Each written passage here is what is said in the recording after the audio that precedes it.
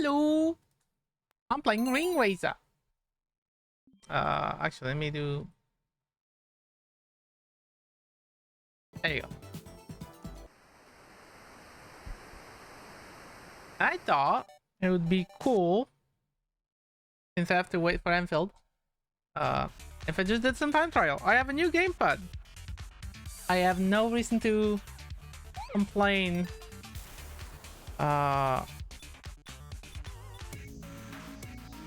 Alright, but time trial is... Yeah, it's weird because... I think I'll just go for medals. That's probably okay. Are there stuff that I didn't do in my challenge board?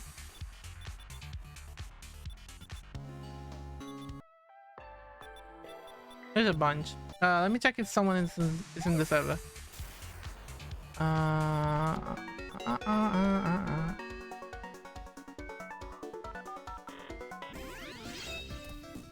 I think I'm alone.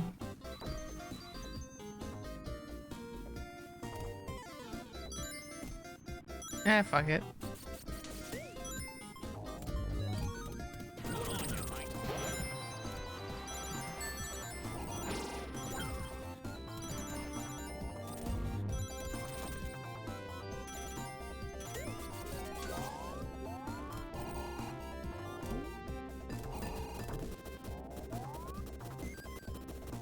Wait, if you're playing alone, you can just bubble bounce forever?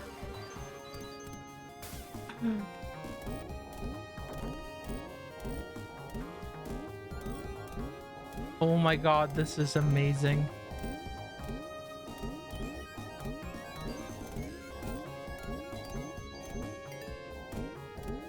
I'll just learn to bubble bounce then. Ooh.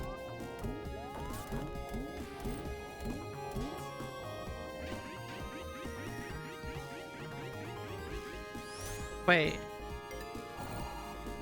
Did you just eat an entire lot?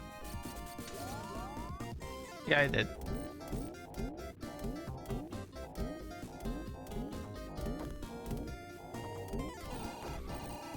Damn it.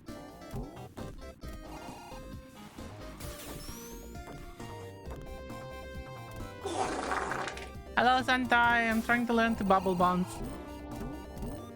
Look, I'm bubble bouncing. Bubble gaming. Damn it.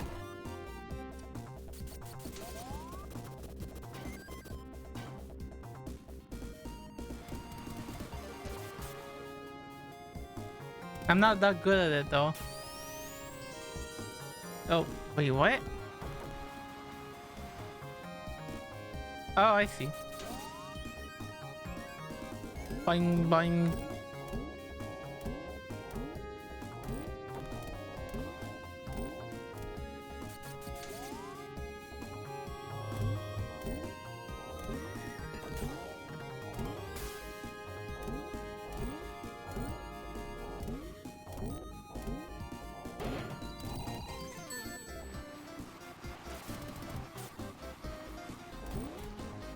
Ooh, that was good.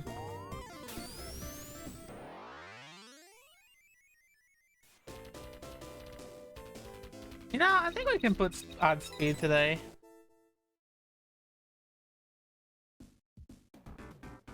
Oh, it's already year 3. Cool. Oh, if no one's joining, I'm just gonna try my hand at some stuff. So let me check something.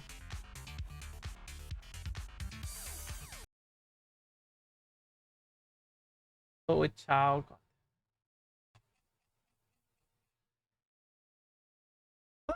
I wanna do some time trialing. That trial is fun. I forgot what the stupid thing is called though.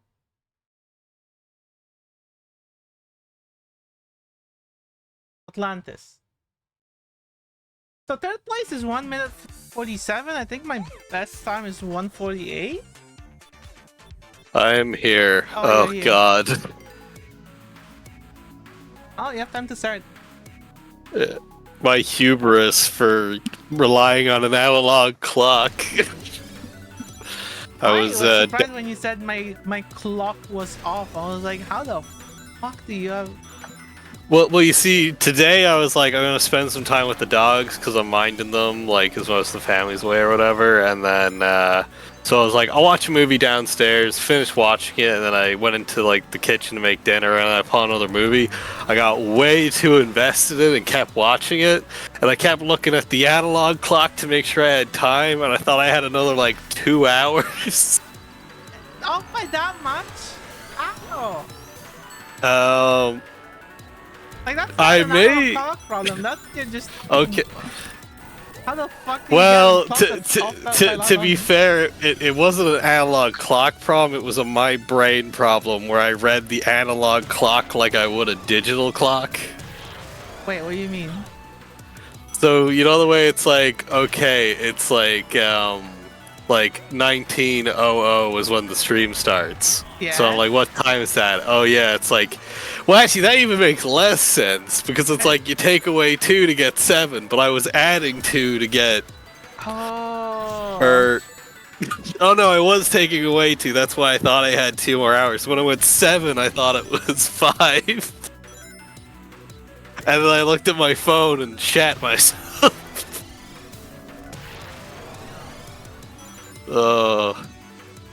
This is why I shouldn't watch movies. I lock in way too much. I had things I had planned for today, and then I thought I had time. I did not have time. Oh my god. I'll join the server. Okay. I still need to swap my mic and then Oh right. You're live. start up my stuff. I know. Cool. I fully admit to my shame in public. I say when I like. To be fair, I thought it was the clock's fault, and then I realized after messaging you and Minty that it was the clock's fault. I realized it was my fault, and then I went, well, now it's a bit awkward to just correct. I mean, it would be really weird if you just have a clock that's 2 hours off, and then no one ever noticed. Yeah, well, it's a case of like, to be fair, it's like a lot of things in the house just decided to fucking break on me as soon as it's like everybody's gone. It's like I have to wait for a guy to show up Thursday to fix the immersion, so I can't even really do the dishes. Oh. Well, we have a dishwasher. It's just some dishes you can't really use and like put in the dishwasher, like pots and pans and stuff. It's only for like plates and all that. I guess I could fit them in, but it's also a bit awkward. I don't know. It's not designed for them, but. Whew. And to be fair, it's like we had a massive power outage recently, but to be fair, it uses batteries, so I can't even make that excuse. And like, besides the point, it was correct. I'm just dumb. Anyway. No Why am I worries, I like have this? nothing shit luck in Atlantis as usual. It's not like I've been trying it all day. I have a new gamepad. I got a Gainster as well, though I got a different one than yours. I got the T4 Calais, which is clicky buttons, and it's not Xbox compatible, which means maybe some games might give me issues, but that's a gyro just in case I want to play like Switch games. Yeah. And it lights up. You can set which color you want. Ooh. Which is fancy. But yeah, I got tired of my Elite not working. Fair. Okay, so I just need... What is the SPV? Spot. Shit. Yeah, fuck up. Yep. Ah.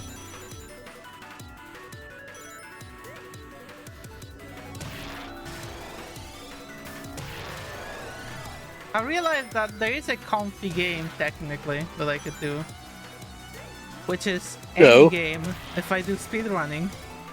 Speedrunning is pretty comfy. Yeah.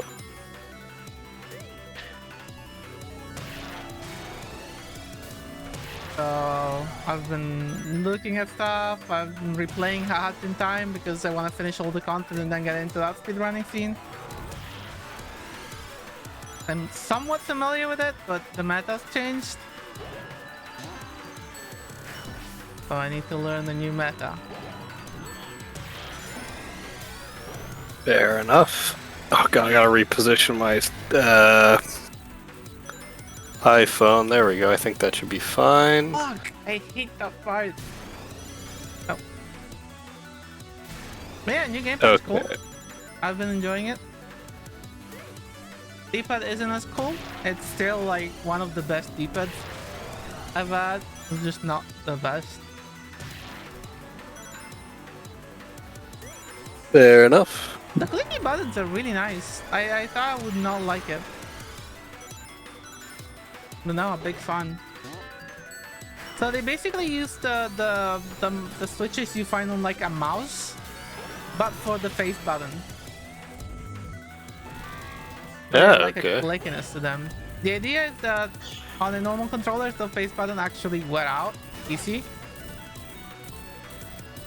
I never had it to me, but I've been told it happened.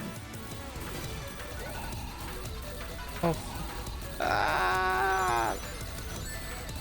Okay, I'm on my last attempt down during the servers.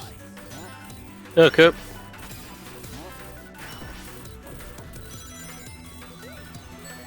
Oh yeah, I should get your stream open real quick. I gotta re-log in. God damn it. There we go.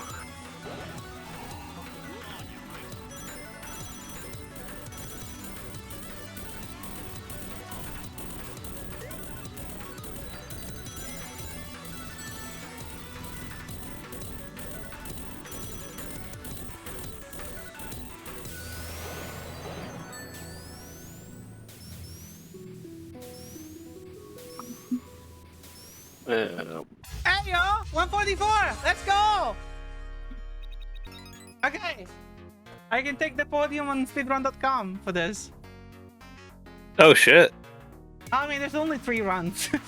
Like, it's not a very Yeah, but it competitive counts. one, but it That's counts. the important thing. It counts.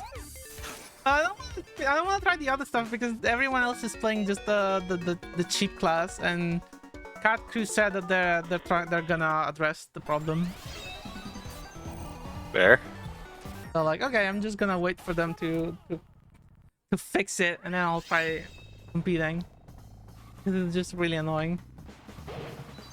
That just one speed class is just too good at everything.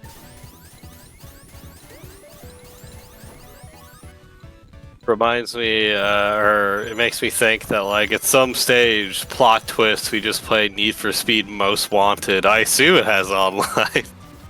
I don't know if it's still working though. It's been like 12 years. Oh yeah, it could like, yeah, could it be live It was live service when it came out. Like you had to be online, Yeah. and it like tracked your friend scores and whatnot. Well, it still tracks all your friend stuff. Oh, maybe then? Like, I go through a speed camera, and it's like, Ash went through it at this speed. Wait, that's my stuff? Yeah, that's your, like, so, like, if I do any, stuff that's tracked, it'll compare it to you if you've done it. Interesting. So it's like, I don't remember. I thought I played very little of the Steam version. Like, to be fair, it's like, I have noticed it's only in some places, or like for example, it came up with... game. Like, that's probably the game that I finished the most amount of times. I have it physical. Like, I have it on Origin. I have it on Steam. Like, Yeah. Yeah.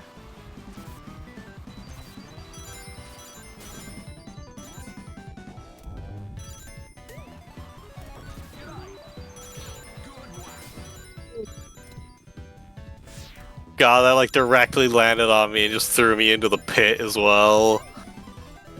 And I had a jackpot, so I ended up just wasting the jackpot because I was just, oh man. Oh man. Damn it, I fucked up. Yeah, I have no way of catching up. You've won. Okay. That one Keep bomb forgetting you about got this, me on sorry, that, bro. like. So you're not ready, I assume. Oh, yeah, sorry, I forgot the Uh, thing. oh yeah, I can go live now. There we go. There you You fuck. Uh, deserved. Listen, I was way too engrossed in the movie Once Upon a Crime. I'm sorry. That's a nice name, actually. The heck? It's about oh, let me actually stop Spotify real quick. I forgot to do that. So I'm hearing everything twice now, and then hide that. There we go. Yeah, the movie was called Once Upon a Crime. That was what I was watching when I was having my dinner, and I got a bit too engrossed into it. And it was basically Little Red Riding Hood is going on an adventure, and she basically runs into Cinderella. And on the way to, like, it plays out a lot like, the Cinderella, like, fairy tale.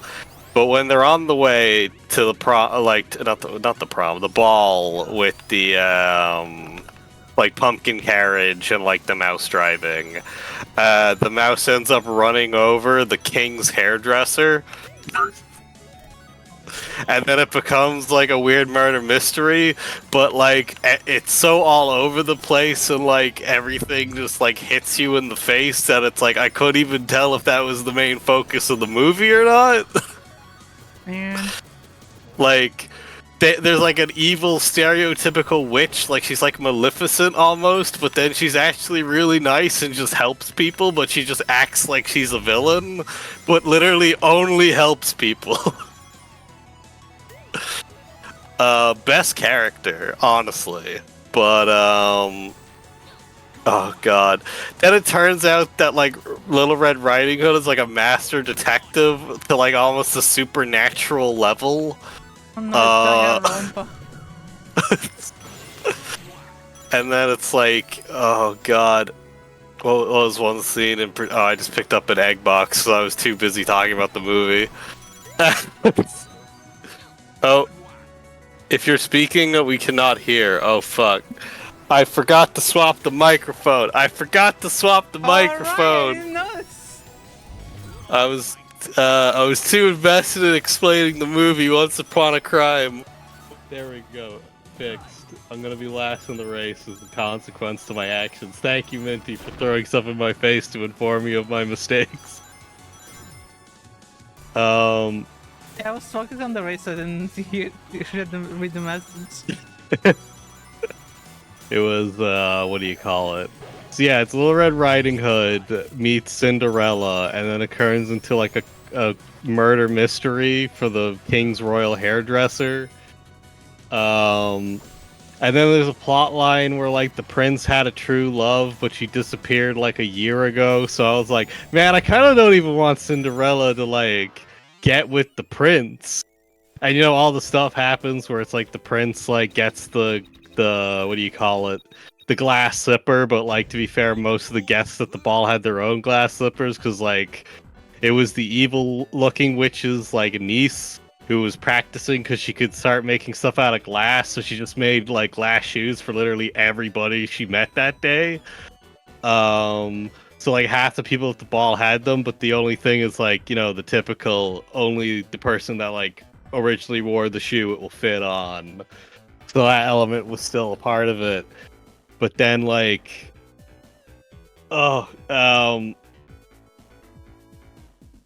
it's like every 5 minutes the movie just kind of changed. Like so the carriage runs over the royal hairdresser and he's dead. But then Little Red realizes that he was dead before the carriage hit, and they're like, well, Cinderella, we can't, if we go to the police about this, you're not going to be able to go to the prom and meet the prince.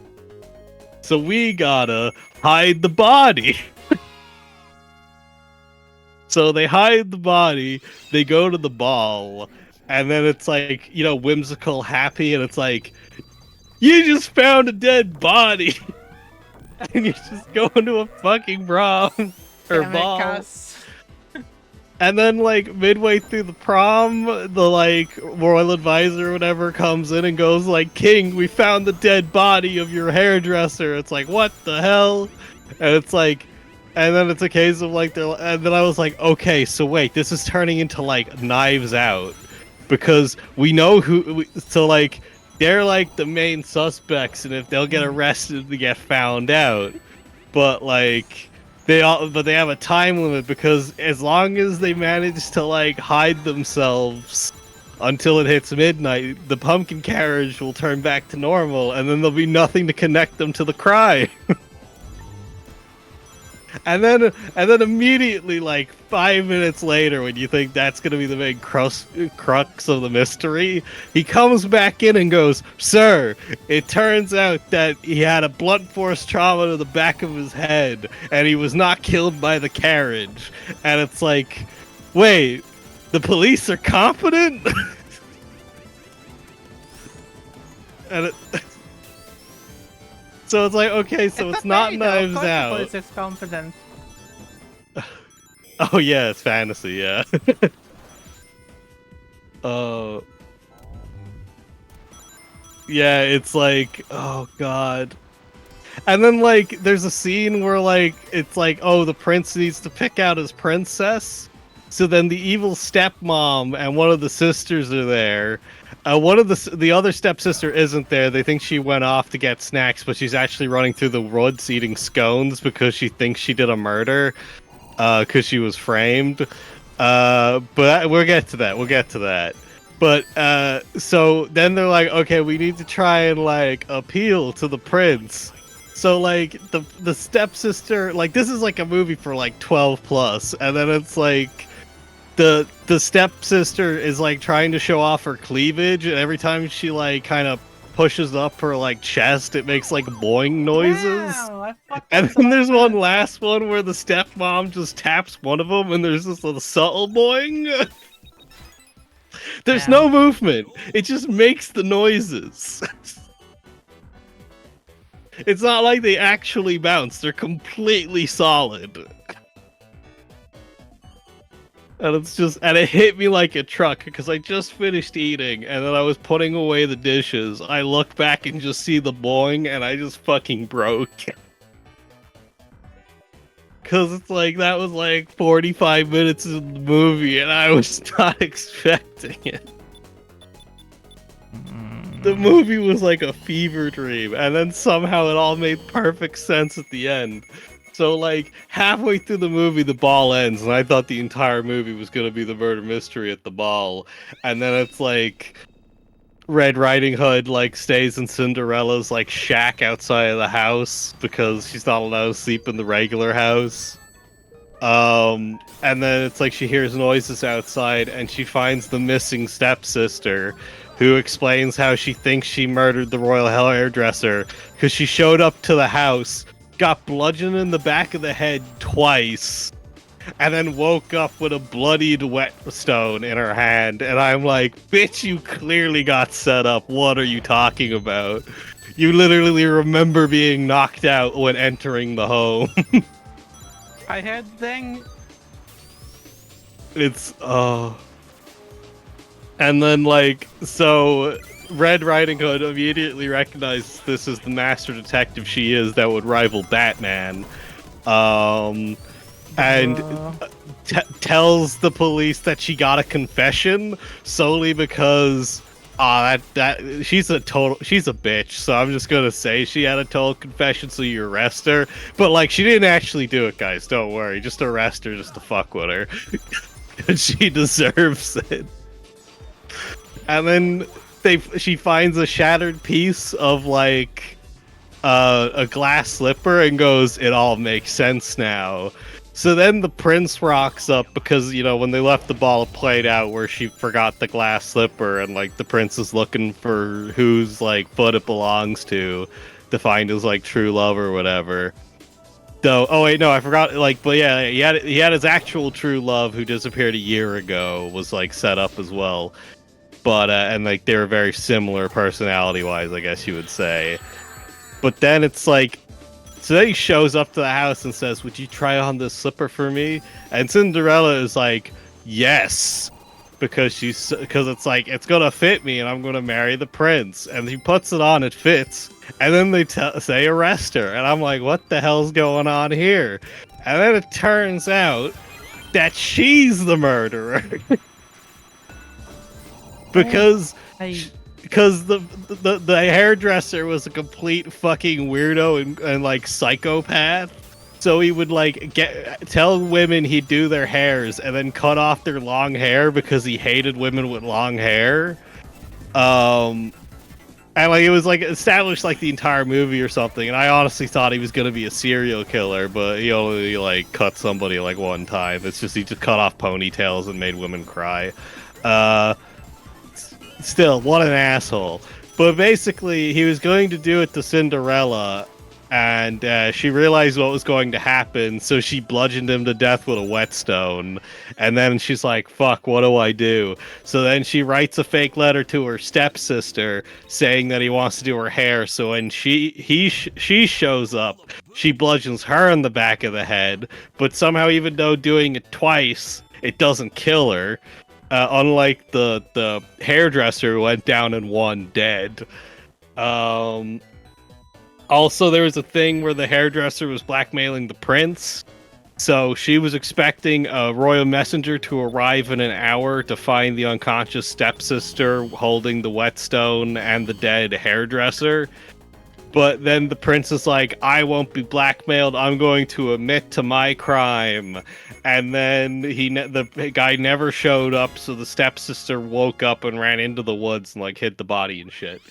But then dropped it in front of the carriage to try and like cover up the fact she murdered him. But then she didn't actually because she was framed. Then it turns out that when the stepsister was bludgeoned twice, the second hit wasn't actually with the whetstone because she woke up after the setup happened. So Cinderella took off a glass slipper and beat her over the head with it, and it broke. Because she actually got two pairs that day because the witch that was giving everybody glass slippers gave it to her twice. And the reason she gave them to her twice and didn't recognize her is because the second time after she hid the shoes, the evil witch that's actually super sound and really nice made her look really pretty for the ball, so she looked like a different person. So the other witch that did the shoes didn't recognize her. And then, so she tried to cover it up by being like, those aren't my shoes, but it's like, but we did a switcheroo and found the shoes. Okay, so Cinderella had a dead pigeon that was murdered by her stepsisters because they're monsters. And basically, she buried the pigeon, and then she hid the slippers with the dead pigeon because she thought nobody would want to look at her dead pigeon. But then like Cinderella, or then Riding Hood immediately like had it checked because it's like it's so obvious she hid it there. And then they did a switcheroo, so she tried on the slipper that wasn't the one she left at the ball, but the one she hid from the murder. And then they found out it was her, and then she got arrested. Because she did a really bad job with doing the crime. And then they had the thing where the prince's true love, she disappeared a year ago because the fucking psychopath hairdresser did the same shit to her, cut off her ponytail. But this time, it's like she fought back, so she cut her face up. And it's a kingdom where they only care about how people look physically. Like, it's all, like, powers based off of looks. So, because she was disfigured, she went into hiding because she couldn't be with the prince anymore, even though he didn't care. And then they got reunited at the end and got married because of Red Riding Hood. And then everyone, Cinderella got pretty fucking rough, I'm going to be honest. I kind of felt really bad for her, even though she killed the guy. But also, that dude was clearly on the verge of being a mass serial killer. Like, holy fuck. Yeah. Good movie. Would recommend, even though I just spoiled the entire plot. Yeah, you just I didn't expect I you to was. go into so much detail on every It single was. scene. Minty will tell you, I was losing my fucking mind watching it, completely enthralled. I was so confused 90% of the movie, and then it all made sense at the end. And the only other thing I watched that did that for me was Dirk Gently's like holistic detective agency on Netflix. Holy fuck. um oh, the BBC America show specifically. I haven't seen the other adaptations of Dirk Gently. I would also recommend that show. It has Elijah Wood in it. Was it Elijah Wood? I think it was Elijah Wood, Damn it. yeah. I gave the boost to Cass.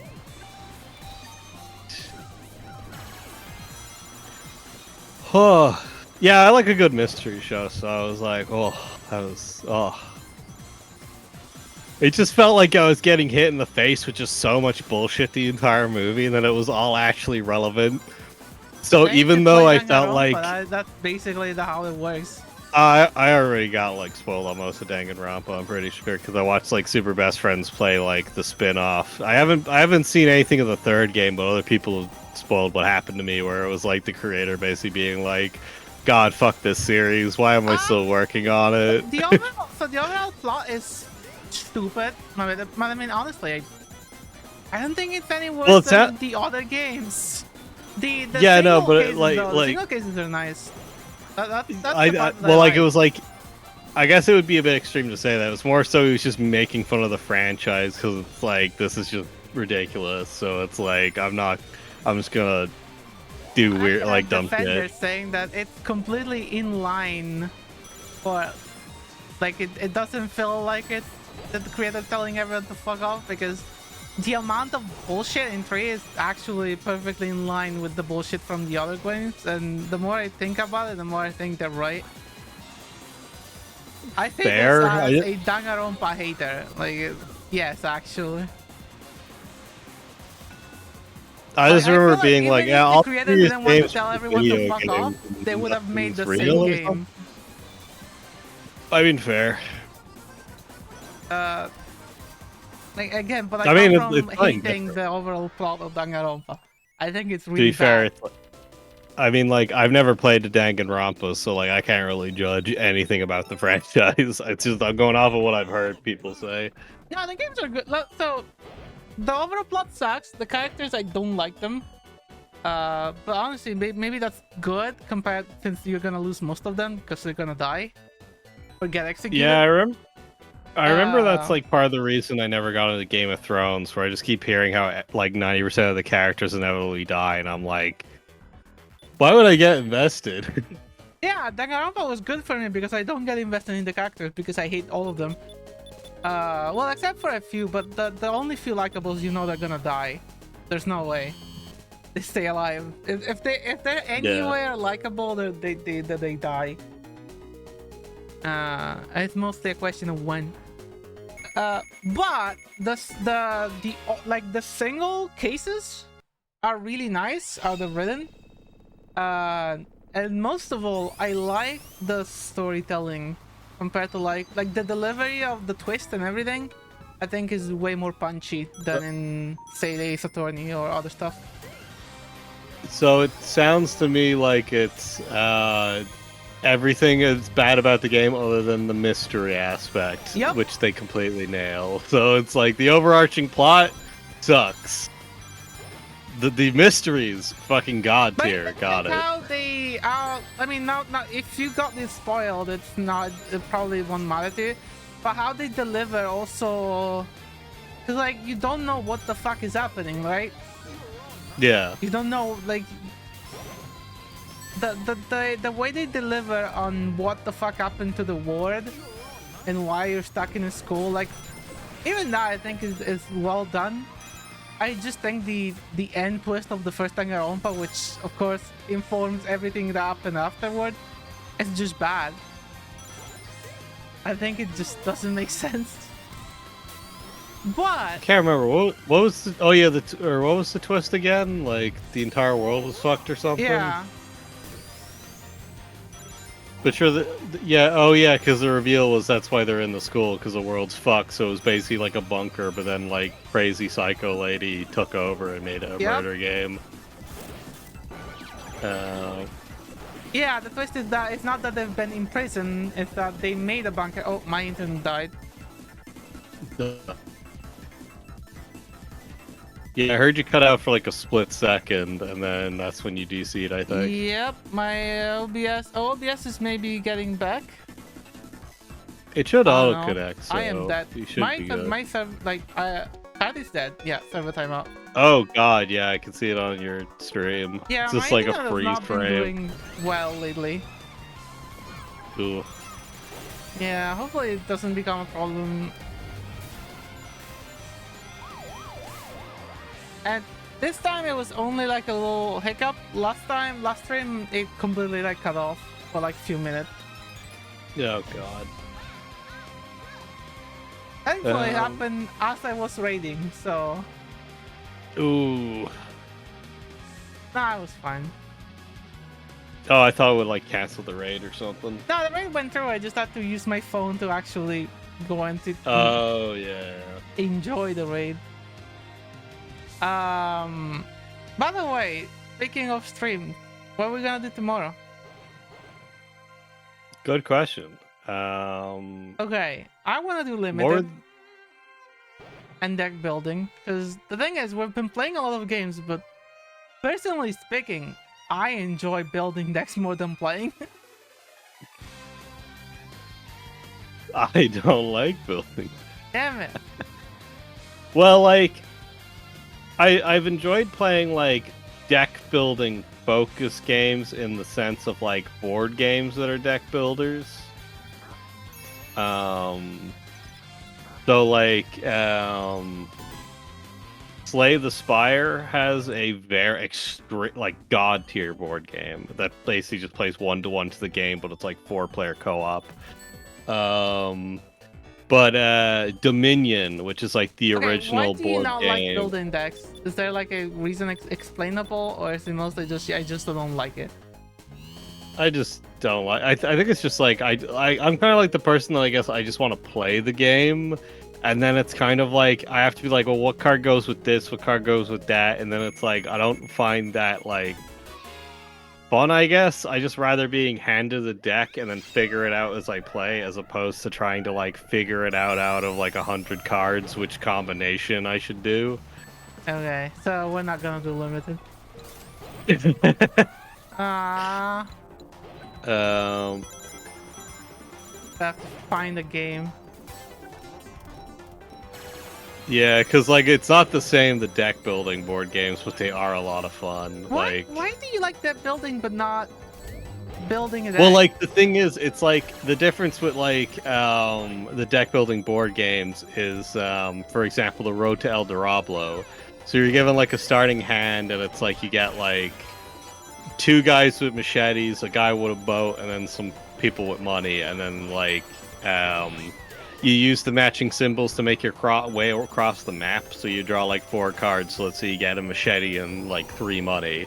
So you buy something in the shop for 3 money. So let's say a guy that has 2 or 3 machetes, and then you move 1 space with the first machete you got, or the machete you got in your hand, and then basically you build up your deck that way. There's some spots that like remove cards. So it's kind of a bit like, I guess you'd say, like a competitive roguelike. I don't think that's an explanation, though. You just decided on an example and I still don't understand. So the map has symbols. So you have like machete symbols or symbols. Okay, no. And... I am talking generally. Why do you like deck building but not building decks? Well, it's like deck building board games. So it's kind of like it's like you build your deck through gameplay, as opposed to you build the deck so you can then play the gameplay. Yes. And like there's a difference between it being like, ooh, do I want to be able to move more like like with the Road to El Diablo example, it's a case of like, okay, with the road ahead, which card should I focus on in order to like optimally play, let's say. You can't really do that with like a card game because it's like you just build a deck that you think is good, but then you don't know if your opponent's just going to have a deck that counters it or like or if they just have a better deck in general, or you know, and then it's like also the fact that it's like sure, like if you draw badly, you could just lose. So it's like I I'm mean, just but like, the throw badly part is, first of all, part of deck it could be building is alleviated being if you able build it to better. But put the shift the HUD. Like some, you can build a deck that's more risky but has bigger payoff, or you can build a deck that's more guaranteed that you can play, but it doesn't pop off as hard. Like that's part of deck building, is how risky do I want to play? yeah, Do I play around a single combo that requires me to get a really good hand, or do I play something that has many little things going their own way, but nothing that builds up to like a big payoff? yeah.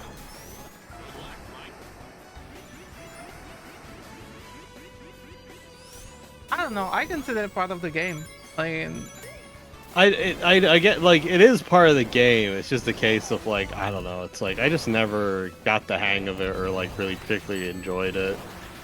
Like I played Commander with like my brother and his friends, and it's like you know you like get like the 3 booster packs or whatever, and you have to like build your deck or whatever you get. But really, I just end up picking like 1 or 2 colors, getting every card relevant to it, and then just slap them all together, and then just hope it works. And then yeah, that's but all it's I nice, do. 'cause you get to play And then I'm different like, things. yeah, like it's nice and I enjoy it, but like it's literally just like I'm kind of just bored out of my mind until we actually start playing. And then I just kind of like I guess I don't really I don't know. It's like I don't feel I know different engaged people. with Like deck building things. I Yeah. actually don't give a shit that much for the gameplay itself. To me, card games are more like building a Goombla kit. The building is the fun part. Having a model that moves and those things at the end, that's just bonus. Yeah.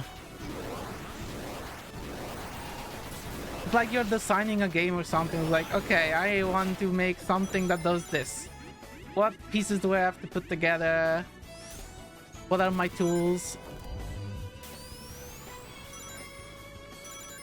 And I guess like maybe it's just the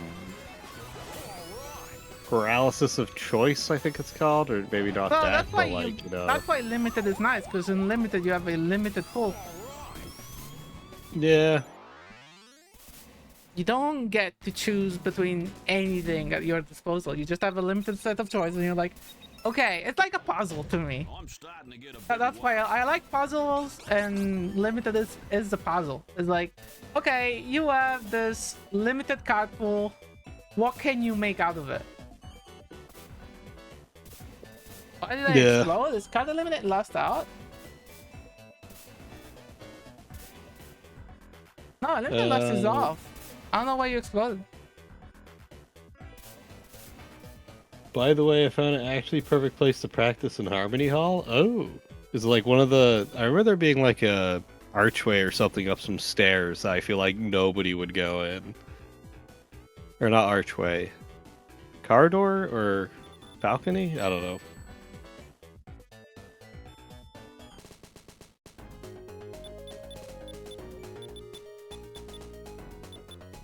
Come on, City Escape. Nah, I'm not blooding. I'm going Aqueduct this time. I'm gonna be a bitch. Damn. Actually move that down a bit. Okay, so we'll find some card game to play, I guess.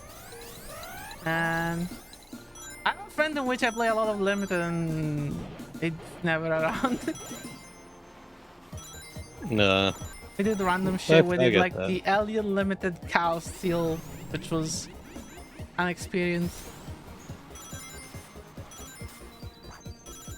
I feel like you'd absolutely love Dominion. What's Dominion? It's the board game I was talking about. That's like the very first like deck building board game, because like the way it works is like you choose a setup. So there's like some pre-made setups, but you can also like pick your own, and it's basically like I think it's like there's like 8 different like piles of cards.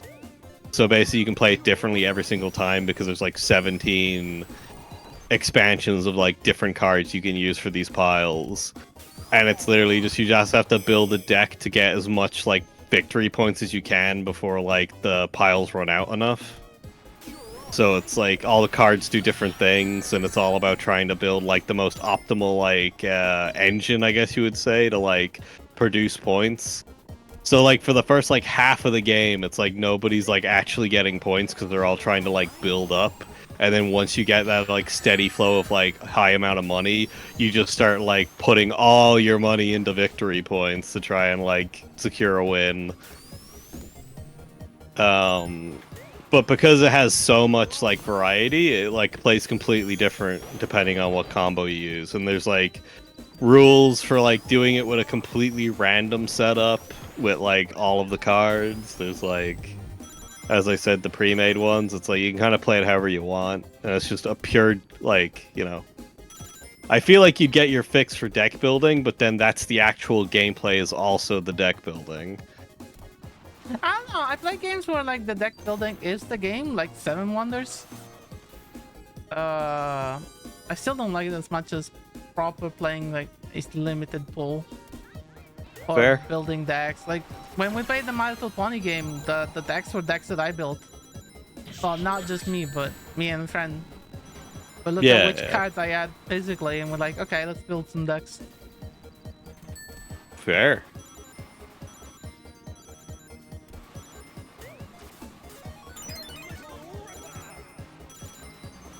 Yeah, no, it was like my brother was a guy who's super big into like deck building and stuff. So usually I just go to him and be like, "Hey, can you just like make me a good deck out of this?" And he eventually stopped to try and encourage me to actually make my own decks, but I just can't get into it. I don't know. Oh, I feel like it's the same reason I like struggle to get into like RTS games. I love the idea. I love like the concept of the games. I just can't like figure it out and get like stomped constantly. I think I remember like I mean, playing I get Brutal stumped at deck Legend. building. I suck at limited. Every single draft or sealed I've been through, I place last place. And then of course I go to my friend who always plays like second. She looks at my pool and goes like, "You built the wrong deck. You should have gone with this." I'm like, "Oh well." I just like it though, and it doesn't matter to me if I lose. I mean, that's the important thing.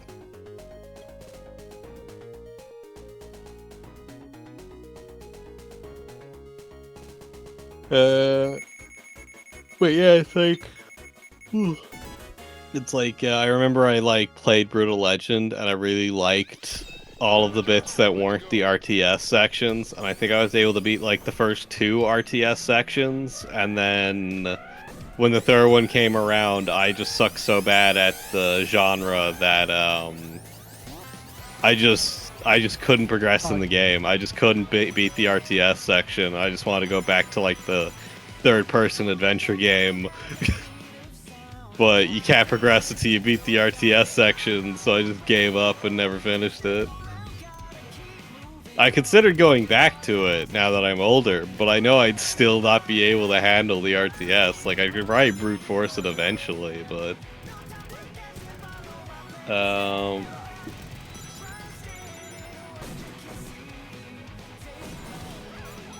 Oops.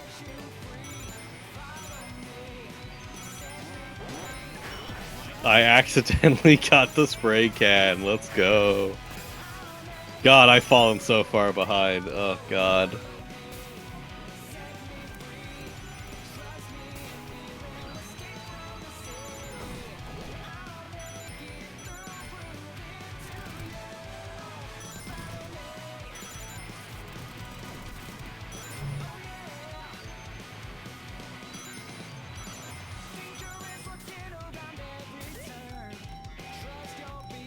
Nope. Oh, sorry. What? I'm trying to focus. And I'm being really bad at it. Oh, okay. It's just I hadn't said anything for like a solid 10, 20 seconds. You just went, oh, what? So I was like, what? I didn't say anything. I feel like you said something and I didn't respond. Oh, well, it was very delayed if that was the case.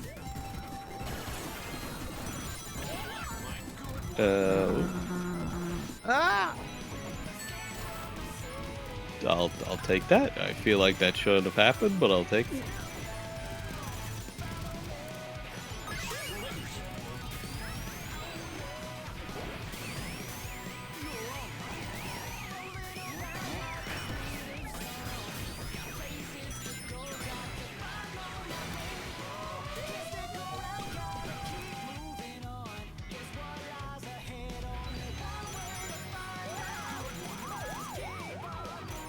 Ooh!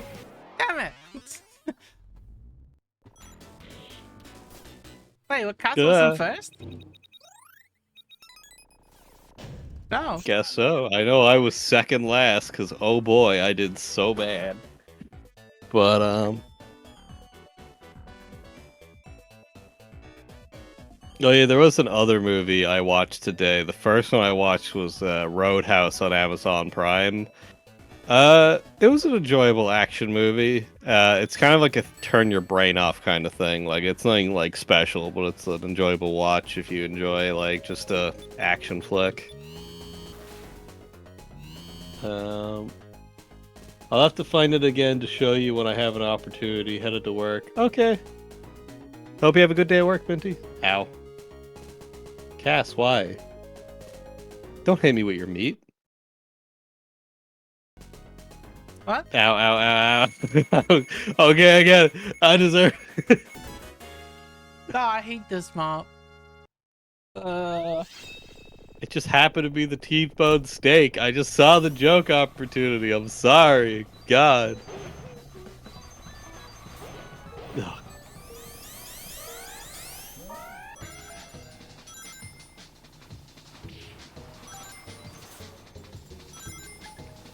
That's what I get for trying to be a haha funny man. Tragic.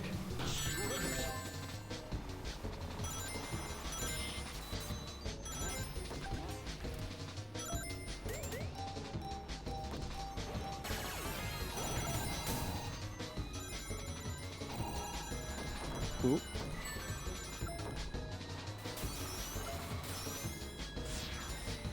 Oh. That's what I get for accidentally hitting square over water. The only way to, like, go out of bounds there is literal self-sabotage. Oh, excuse me.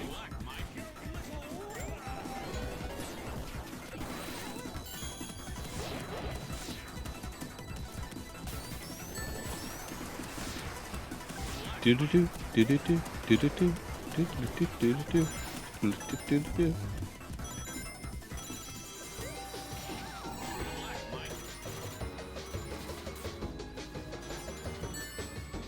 No! Damn it.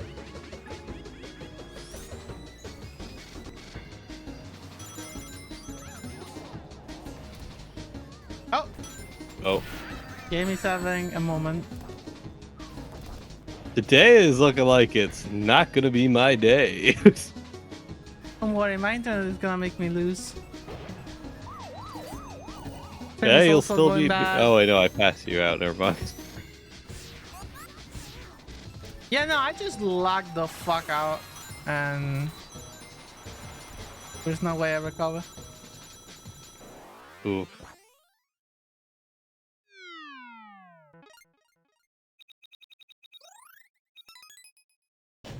I'm starting to get a I have tea and chocolate chip cookies to defend off the loss streak. You know, it's like at least I have this silver line.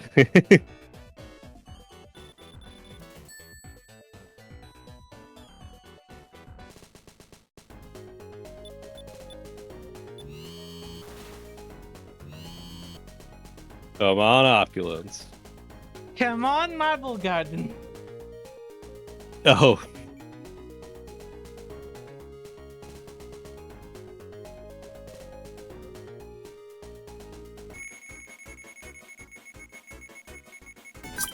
Damn it. Come on, Zelkazoft. Hello, Zel. Every time I see Marble Guard, my brain keeps thinking it's like Toxic Palace from like SRB2 kart. Or Toxic Garden? Is it? Wait, no, Toxic Palace, I think it is, yeah. Toxic Palace is not in this game. Sadly. Yeah, yeah, unfortunately. It would have been another map that survived 3 iterations. Oh, survived 2 iterations, I guess, because the first one was the other one. But no, it has to be Blue Mountain Classic. God damn it. So pissed. At least New Blue Mountain's good, right? That's the map that gets brought over. And not Toxic Palace. Hmm? Isn't the new one good at least? Like the... Yeah, but we have 3 versions of Blue Mountain. Why? Yeah, that is true. Part 1, Part 2, and then Classic, Act 2 yeah. and Classic. Like, Act 1 is straight off the original... Sorry, Classic is the original. Then we have Act 1 from SRB2 Kart, and then we have Act 2 from Ring Racer. And I'm like, why? There's so many. Ah! Instead of surviving 3 iterations, it has 3 iterations. Yeah, it has game 1 iteration per game.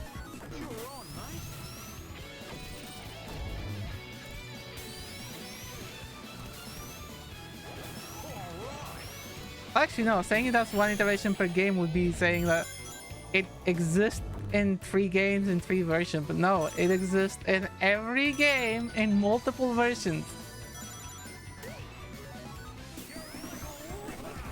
It's like if Super Mario had a Rainbow... Like, I know they recycle Rainbow Road sometimes, but like, imagine if the newest Super Mario would have every single version of Rainbow Road ever made. True.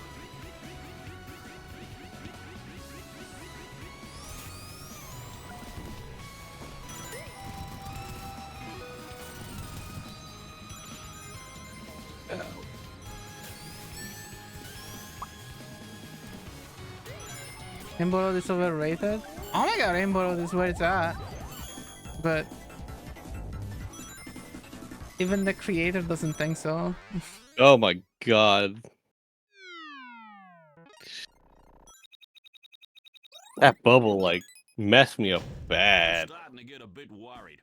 Well, you see, Rainbow Road is overrated because the Mega Rainbow Road, that's where it's at. And it's so sad it's not in the game, though it would not work with the new gameplay mechanics, so It I will guess work with the fair. new game mechanics, and the author also hates it on SRB2 Kart. I think it's a bad map. But did they play it with acrobatics? That's the question. Probably. I mean, I think it's still enjoyable even without acrobatics. Acrobatics makes it better, of course. It makes it god tier.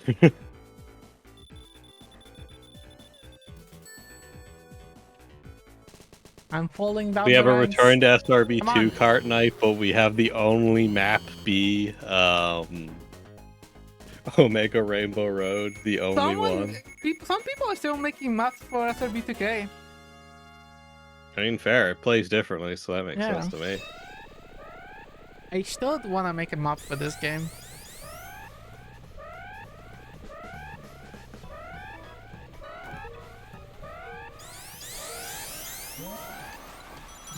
You just have to figure out what to do it on, right? Yeah. Oh, I have to learn the tool as well. Well, yeah, but like... Having an idea is a good starting point. So you have an idea of like what you want to make and what you need to learn exactly. Yeah. I might want to make something, because I've been obsessing on system erasure stuff. So I might want to make it system erasure themed. Sounds good to me.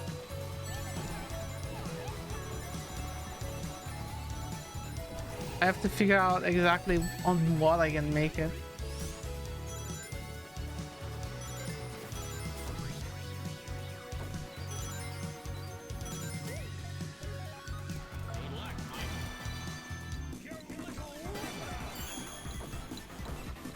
damn it.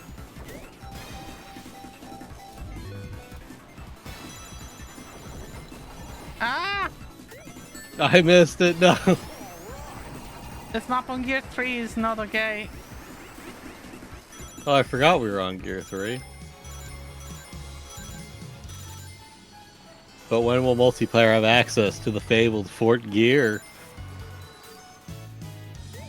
In mods, probably, but they gotta fix mods.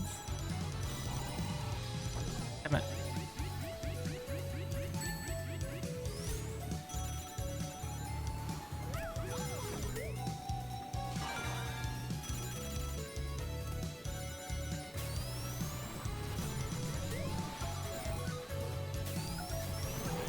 Damn it. Keep going off-road because I keep underestimating how tight I have to cut my corners. Yeah. What was that game? Void Stranger, was it? Yeah. That could be a good one for a kart map because like the art style is very simple, so it'd be a Yeah, good that's what I like. was saying. Oh, Void. Oh, I thought you were saying. I thought you said a different game. I said System Erasure, which are the developers. Oh, that's where I got confused. Because they also made Zero Ranger, and I'm also been obsessing on that. Wait, no. No! Spectate. And I accidentally clicked the wrong option.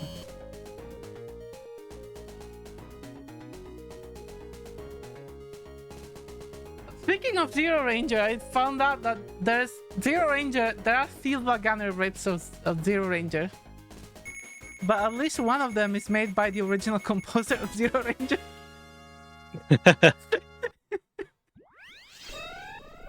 It just made a fucking rip of his own music and mixed it with That like, reminds me of like Marty O'Donnell, I think. I think that's the Halo composer. Yeah, what up? Well, it was like he did a bunch of music for I think it was Destiny that was like unreleased, and it was like just like hidden away for like 10 years or something insane. And then he got so frustrated about it, he just went fuck it and just uploaded online himself on his YouTube channel, so people could. And like Bungie, I think tried to sue him over it or something. For like posting his own music, because it's like, no, it's our music because it's for our game that we never intend to ever use. And it's like, I think that was like one of the signs that like Bungie is no longer the same dev it was back in the Halo era. Have you seen kind of like the whole thing with like the Sony acquisition? No, but I heard a lot of people complaining, and I'm like, oh, okay, so they've not gotten better. Apparently they found out. I don't know if there's like a lawsuit going or whatever, but there's some like they found out like messages and whatnot to basically make sure that Sony would overpay for Bungie for the acquisition.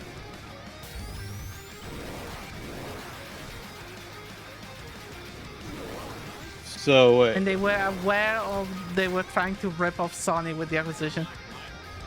Oh. So Bungie basically changed it to say they'd actually have to pay them more than they were actually meant to? No, Bungie, the thing is, Sony probably moved in to acquire them, and they pulled out specific numbers and like used company strategy to make sure that Sony would spend as much as possible. And I mean, they did end up spending $3 billion. Well, but like apparently Bungie was totally not worth $3 billion at the time. Oh, definitely. They've been on the downward decline, I feel like, for like a while now. Like, they have Destiny too, but like, I don't know. It's like, I hear that it's kind of like, I feel like it's only hardcore players that mostly play Destiny too. And those messages also said that either Sony buys them for like a big amount of cash, or they just go bankrupt. Yeah. They were not solvent as a company. Like, I think it like mirrors like Marvel right now, if I remember right, because like people were saying that it's kind of like bringing back Wolverine. It kind of makes sense, but it's also kind of like a sign of like desperation to get people to care about like the MCU again. And then like into right very after abusive that, relationship with Destiny. Wait, very abusive relationship with Destiny? people who are into very obvious racial play Destiny. Well, it's like a case of like if you play Destiny, it's a very abusive relationship because it's a case of like every now and again you might get a good expansion, and then most of them are like usually dog shit or whatever. Or it's like, do you want to enjoy the story? Well, instead of making a campaign, we're gonna make it that you have to take part in timed exclusive events that will give you essential lore only for the duration of the event. And it's going to be like in mission dialogue or like audio logs or like text documents. Like there's a reason that like people would always jokingly, well, I guess it's not a joke, it's a stated fact or whatever. Or well, I guess it's opinion, but the main sentiment for Destiny is Destiny has an amazing story. Unfortunately, Bungie have no idea how to tell that story. So it's like impossible to keep track of everything because it's just like all over the place and how they like actually tell the narrative. Like I enjoyed when SC2 came out and they just had a fucking campaign with cutscenes. And then I enjoyed the expansion that basically had that for like 2 hours, but it felt like super short because it turns out most of the season content was timed exclusive events with a bunch of important lore that you have to pay attention to. It's like you have to be hardcore into Destiny to just keep on top of the fucking lore so you know what's going on for the next expansion. It's I'm corrupting the company buying vintage car. it's like, oh god.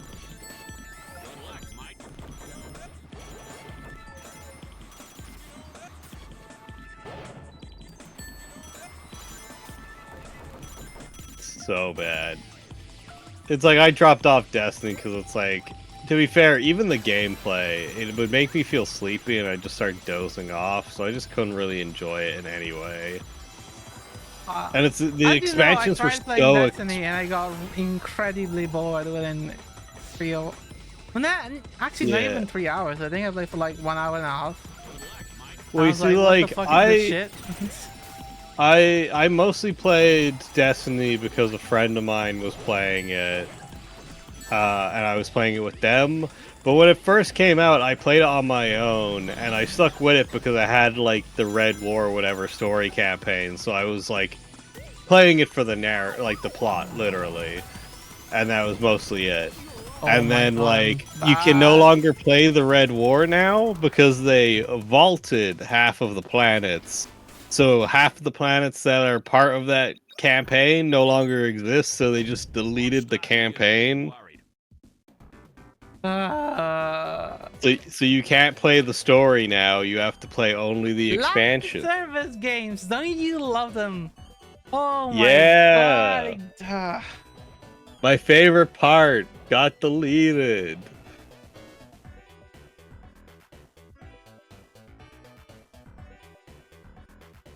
It's like, I'm so glad I'm not into any live service game.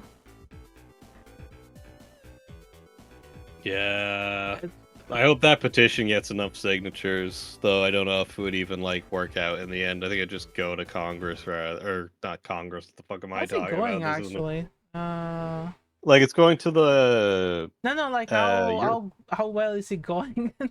Oh, I haven't actually checked it a bit. Tell Ash to play Genshin Impact like a normal person. Ash did in fact play Genshin Impact. He actually played a version that would be like the dream version of Genshin and still didn't like it. He played like it was like what, like the leaked copy or whatever. Yeah, that like you had infinite wishes and like could basically just get everything you wanted in the game to just play through it however you wanted, and it's yeah, so some mad ex MiHoYo developer just leaked the entire server of the game. So you can self-post a specific version of Genshin and just play all the content and get infinite wishes and whatnot. And I still found it to be incredibly boring. Yeah, like with a lot of games, I put up with a lot to just go through the story, and Genshin has a lot of story, but like 90% of that fucking story is filler, and I just start dozing off and just mashing through everything. So when things start happening, I'm too brain dead to actually pay attention.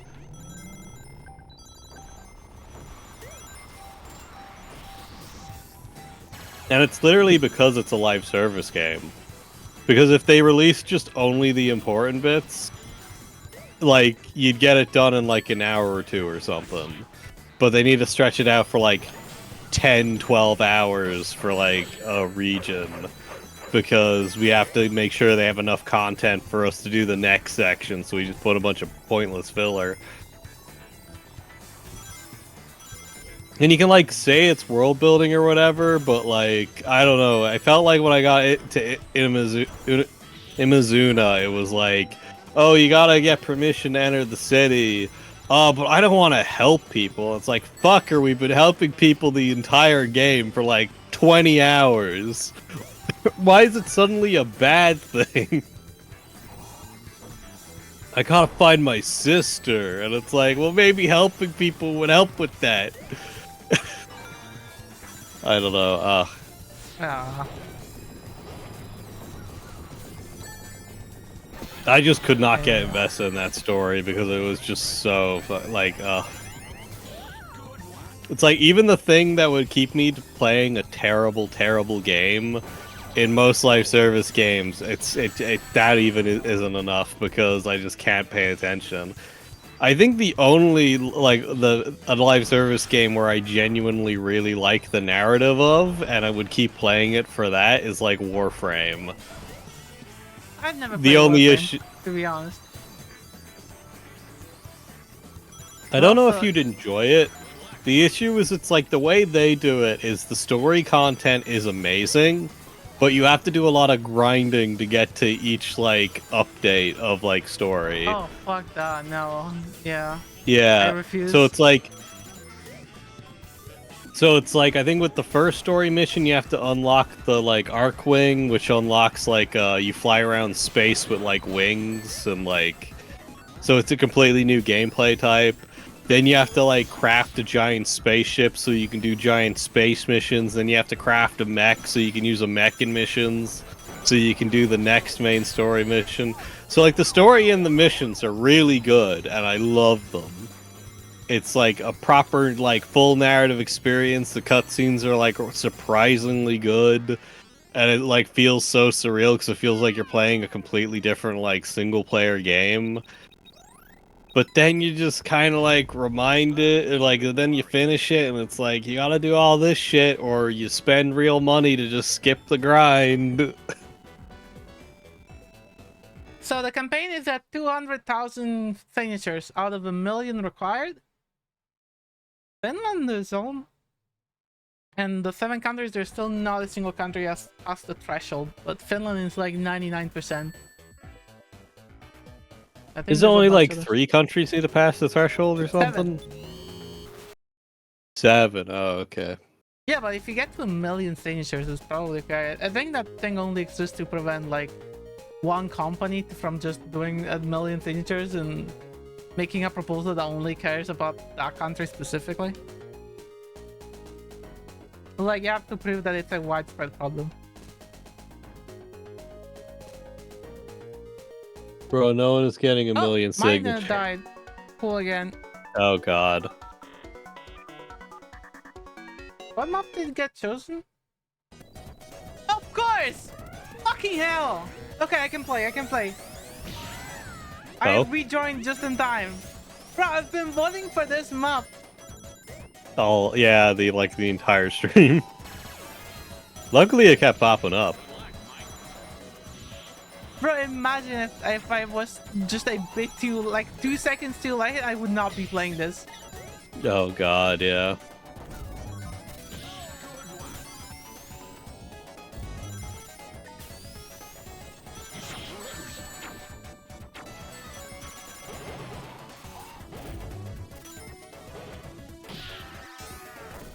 Oh no.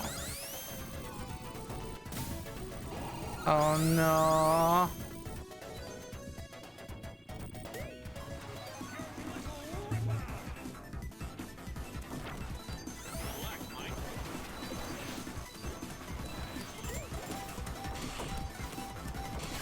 Ooh.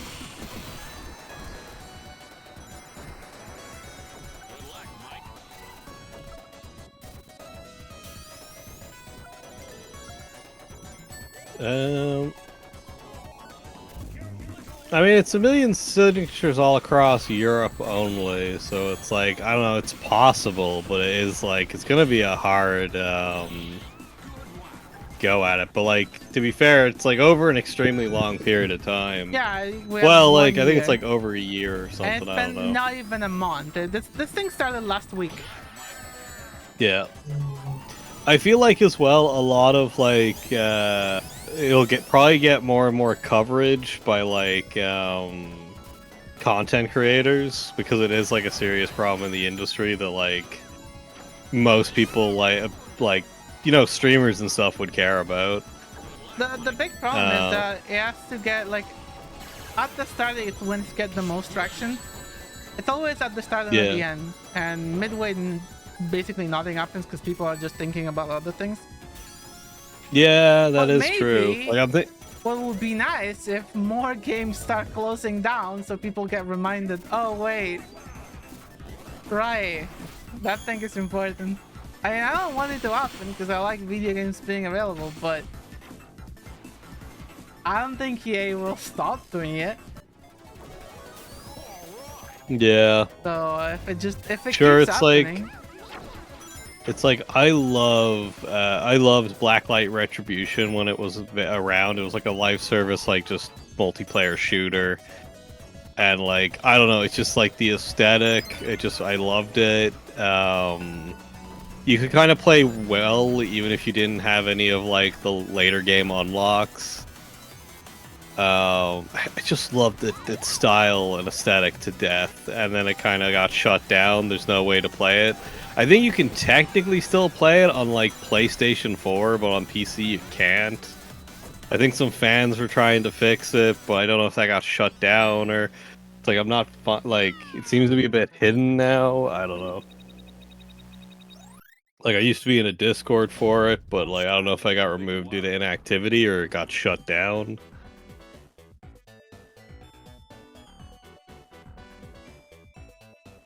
let me just post it to zero.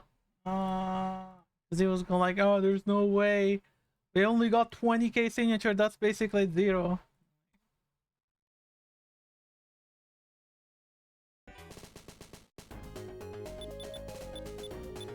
I was like, bro, this was posted today.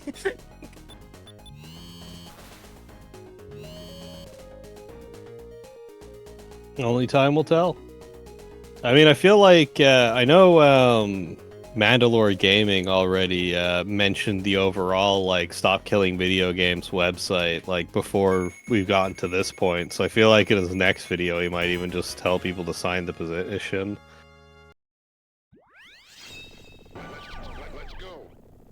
Though at the same time that'd just be at the end of the video, and you were kind of saying how like at the end of the video people might just like tune out and not even hear it, but yeah, we'll see. I got Eventually reminded of a someone's game that there. died after a year that I wanted to play so badly as a kid, but my PC couldn't run it, and I was so devastated. Oh no, oh yeah, and I think it was like, yeah, I think my PC couldn't run it.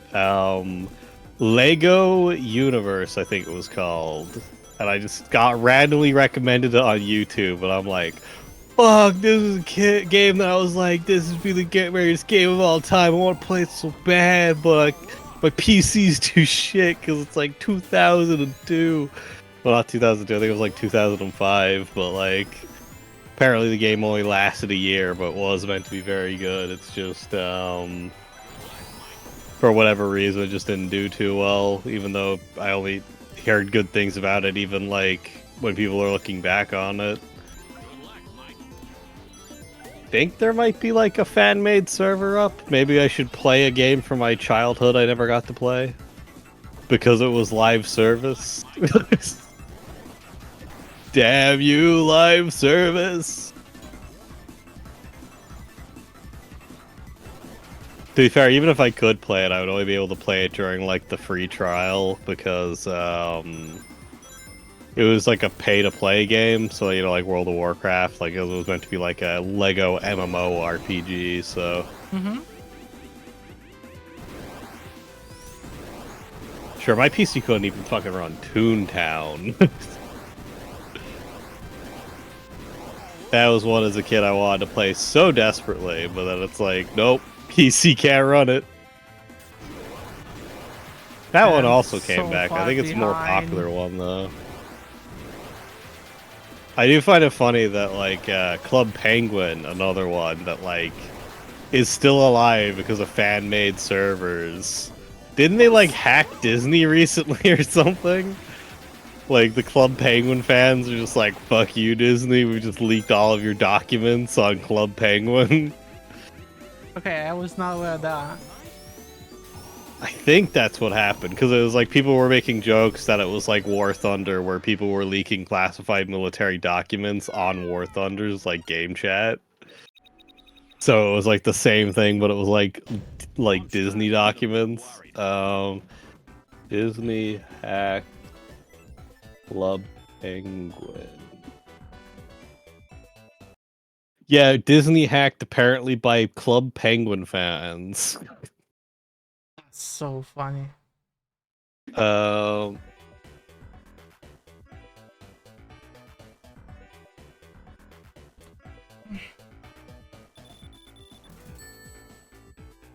I still miss Battleborn. I never played it. Is it good? I felt like the... Wasn't it being blamed for being like the most generic boom, like modern shooter there is? I think I heard some people say it was like good or decent, but like it just got overshadowed by Overwatch and then it just died.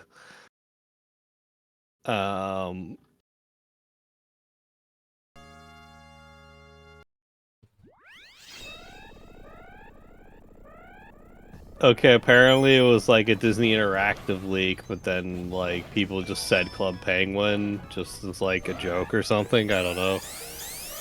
I'm sorry to get like conflicting information, but Disney was like had a bunch of stuff leaked, and I think it featured a lot of Club Penguin top like content. So who knows?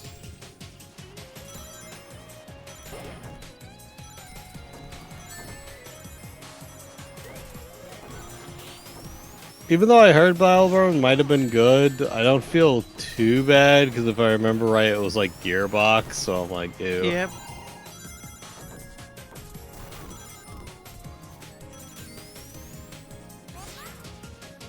I don't know why. Whenever I think of Gearbox, I just remember that Randy Pitchford quote where it's like, "Guys, of course I have a sense of humor. I own the Duke Nukem franchise for fuck's sake," and I'm just like, Randy.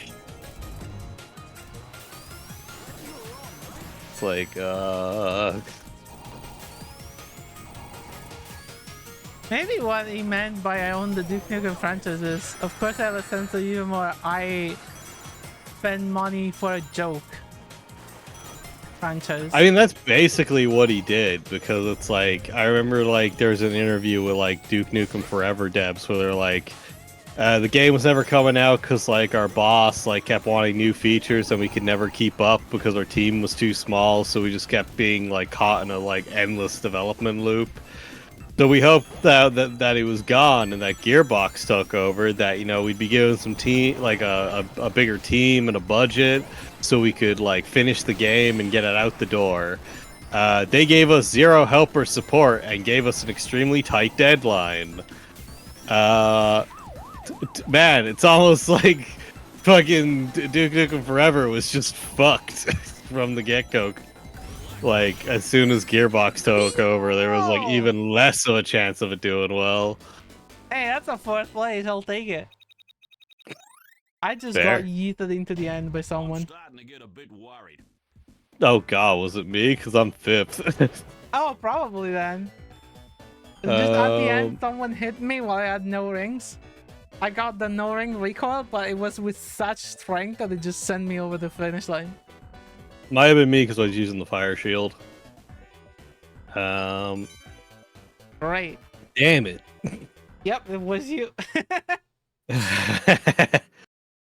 But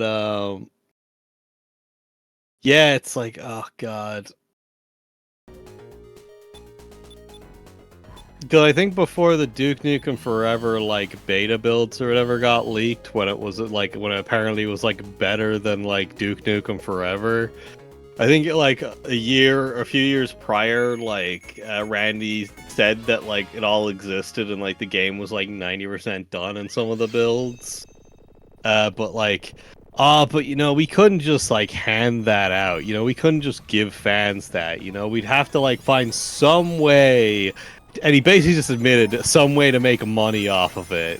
And it's like maybe if we re-release Duke Nukem 3D again, like we might include it as like a extra feature. Like maybe if you pre-ordered or, you know, because you gotta, you know, can't just give out the beta build, you know. You gotta make money on it somehow. It's like, oh my god. I mean, at that stage, just finish the fucking beta build, and then, like, if it's 90% done, and then just fucking release that as a paid product for like $10. It's like, They did the Bowser's Fury strat. yeah.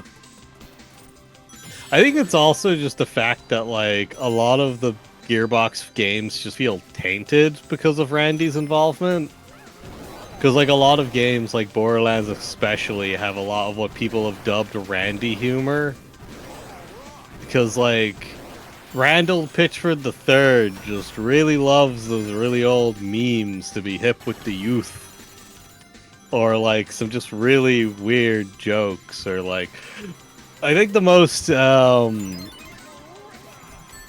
don't, I guess you'd say like maybe not disgust, well Okay, here's a question. I guess Who's the more egotistical loser? Him or Elon Musk? oh fuck, that's a hard one. I haven't like, I know Elon does it from what I've heard. I just never really looked into it too much myself. God. But you say Because Elon like clearly cast, but like it's also a question of, is it Elon because like clearly Elon has more money to spend on his ego than Randy, right? yeah, but like Randy, like you heard you heard about the controversy with like the original voice actor for Claptrap, right? I'm sure you told me and I forgot. So the original voice actor for Claptrap, he voiced Claptrap for free because he was forced to, because it was like a company policy that because he worked in another role in the company, if he did any voice work, he would not be paid. Okay. And basically, apparently, at some kind of like games convention or something, Randy Pitchford assaulted him and like punched him in the face. Because basically, it's like he overheard something or he mentioned something, and Randy was like, "How'd you hear about that?"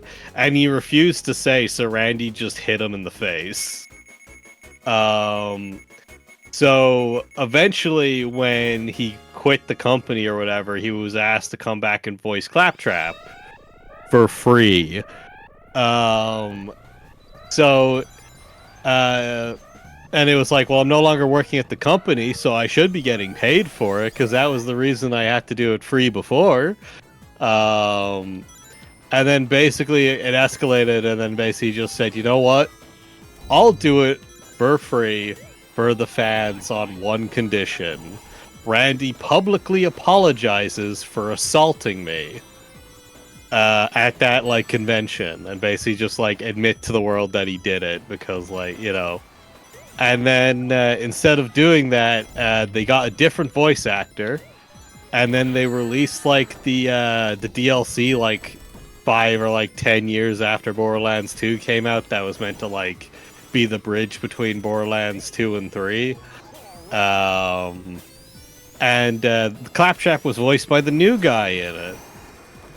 And the first thing Claptrap does is go on a massive rant about how sorry he is and please take me back. I'm so sorry, boss. Please take me back, boss. I'm sorry to ever have disagreed with you.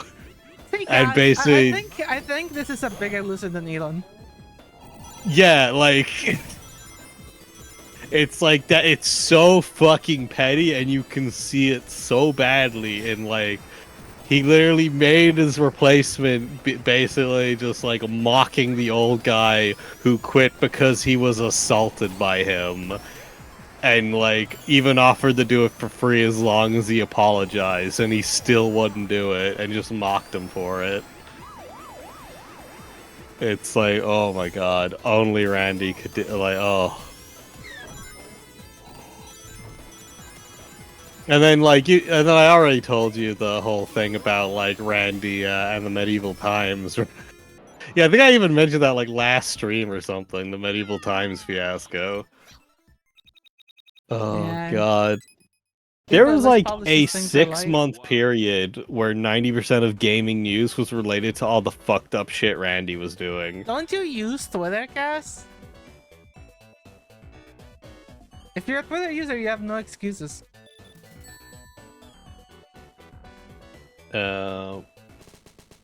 Gearbox at least publishes things I like. You could make that argument, but then it's like, hey, remember when Borderlands 3 came out and the way Gearbox worked is they horribly underpaid their workers? But hey, when the game releases, we're going to give every employee a percentage of like the profits the game makes. So the better the game does, the better the bonus you get on release. Now, to be fair, you shouldn't buy a mortgage on a house before you get the bonus. But to be fair, they worked on like 6 games previously where that was the case. But when Borderlands 3 came out, Randy went, hey, you know how you guys are meant to be getting that bonus? I've decided we're no longer doing that as a company. And, you know, if you don't like that, you can just quit. I know we're in a recession right now, but just get another job. People should have done it though, like. I Recession or mean, not. I mean, I guess, but some people bought fucking mortgages and like they couldn't really quit their job when they can't afford their fucking mortgage because they thought they were gonna get a massive bonus from Randy, and he just said no. Okay, but you know that the only way to get a raise in that industry is to get a new job. Yeah, yeah. Oh god.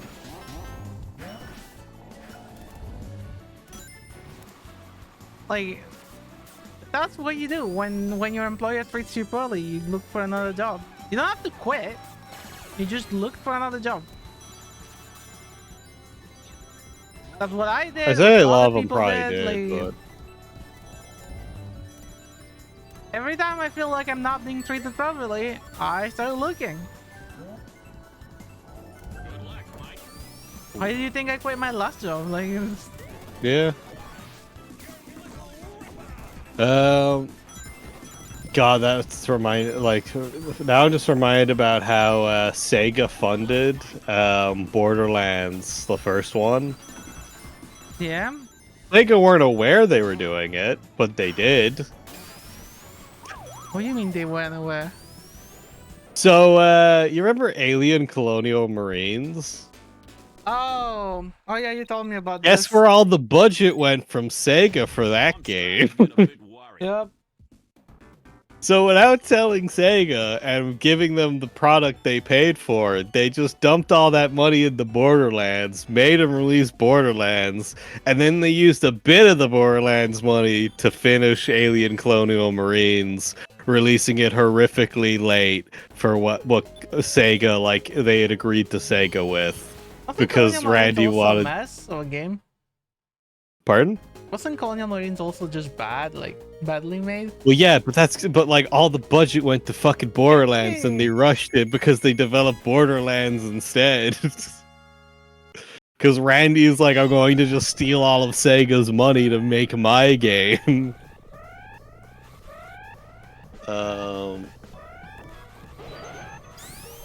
it's like fucking insane. So like yeah, Randy did that. It's like, oh god. Because like I feel like Borderlands could have been like an amazing series, I feel like. But I feel like the only game that kind of tapped into its potential was Tales from the Borderlands. Oh yeah. Because it was made by Telltale Yeah, and but not Telltale was Gearbox. also not doing great. Well, it was Telltale in their prime. It was like one of the last good Telltale games. Like I played it, it was really fucking good. Like now it like has the thing where it's like tactic, like there's no real choice, kind of, but like it was like a really good story and really well told, and like I would watch it if it was just a movie and enjoy myself. So I feel like it really demonstrated the potential of the like setting and franchise.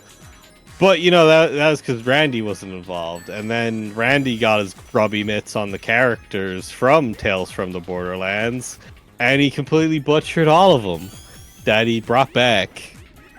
One I day I'll love get that fucking how shortcut, I swear.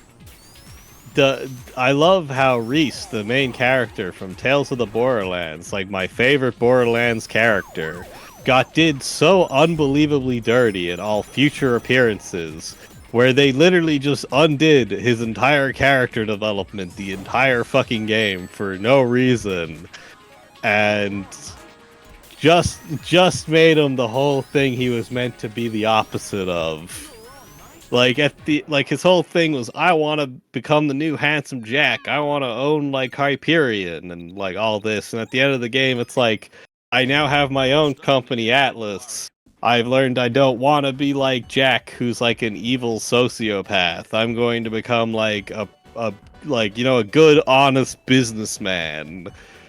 Cut to like all future appearances where he's a super scummy businessman that will like kill people like because it's for the business or whatever, but is really goofy and like lost all of his self-confidence to the fact he constantly nags the player in 3 if they like his like mustache or if he should shave it.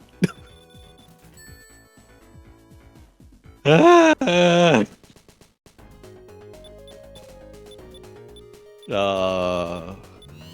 I am glad I'm not into big games. It is yeah. such a big blessing for me. And again, small games can be shitters. I finally finished Crime O'Clock, which is a game I've had since forever. And I was hoping that the twist at the end was gonna be good. It was not good. The game is just bad from start to finish, and it just annoys me. Because the potential is there, it's just that they don't understand why games are good. They made a detective game where you don't do any detective work.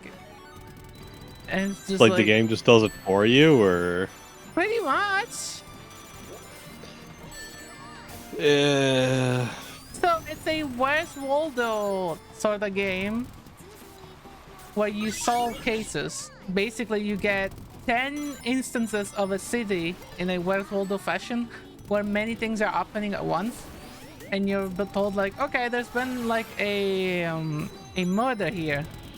You have to figure out who did it, etc. But the problem is, instead of you figuring it out, you have this AI character, which is, it's like, it's just scripted, of course. It's not like a proper AI, but Yeah. they go like, okay, we have to figure out who did it. It gives you like a specific like time slice, and you just have to find the object with like the murder weapon. And they go, okay, now we have to find this. And like, you don't actually do any of the like putting pieces together. You just go and find stuff for the AI, which is so annoying because it feels like the AI is actually just playing the game instead of you. Like, I could maybe get them saying the specific time frame to get the first clue, because you could be there for like hours trying to find the time frame, Like, I was so bored that I started looking at other stuff, because there's a lot of like Easter eggs and whatnot of other things are happening at the same time, And like seeing the back, like the Easter eggs were funnier than the game because the game was just boring. Yeah.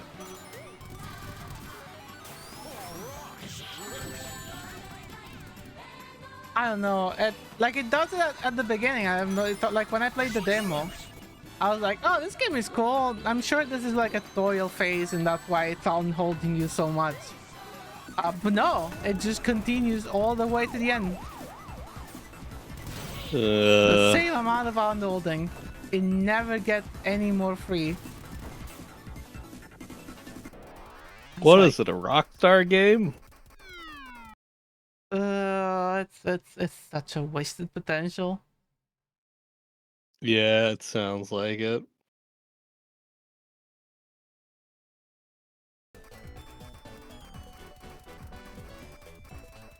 It's like a lot of indie games are extremely good, but it's an issue because it's indie. It's like, you know, you could find an amazing like game, or you could just find like it's just a complete waste of time.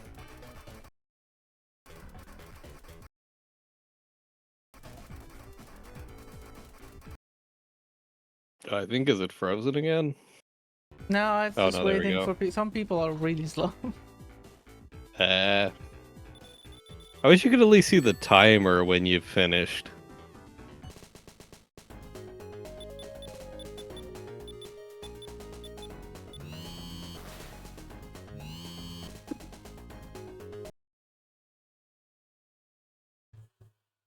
Yeah, that's I raised it to Tyrone, but I don't know if they're gonna get it in. I was like, hey, after we get our rank, can we please like go into like a spectate mode or something? Yeah, it's so weird that that's not like included from launch. They have to like add it in eventually, right? It's such a basic feature. It's actually insane it's not there already. I hope they do. But also, I think that the development is currently slowed down because, you know, they've been pulling all-nighters to get the hotfixes for all the issues they found at launch. Yeah. Apparently they had like a problem because like they sat on the game for a long time. The game has been ready for release for a month before they actually released it. They had to wait a bunch of times because Sega released a Sonic game that's Apple Arcade exclusive, and it's a bad game.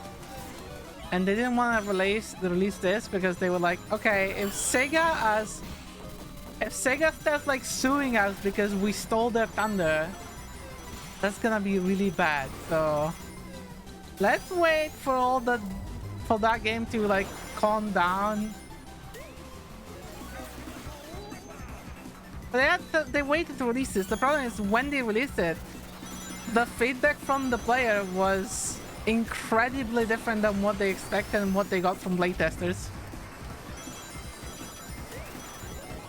Like they say they playtested this game out with all sorts of people that were both new and like familiar and new. Like they had like parents of playtesters also play it. And then the game released and I was like, oh, we have a list of issues that's completely different from what we had before. Oh god. So they had to rush all the fixes. How did that happen? Is it just like people have played more games and like they didn't excuse certain issues, or? I feel some of it is that playtesters give you... I feel like they tend to give you the benefit of the doubt more. A randomized person playing a game. Like this game has a rough start. And especially at launch, it had a rough start because like the AI was relentless. And it is definitely a case where you do get better and it becomes doable. But like dodging difficulty is always annoying. Yeah. Some mechanics they didn't touch because even though people were complaining about, oh for fuck's sake, I might just skip this one. Yeah, I'll just watch you. Okay. Sorry, this map like brings a level of rage to me that is too much.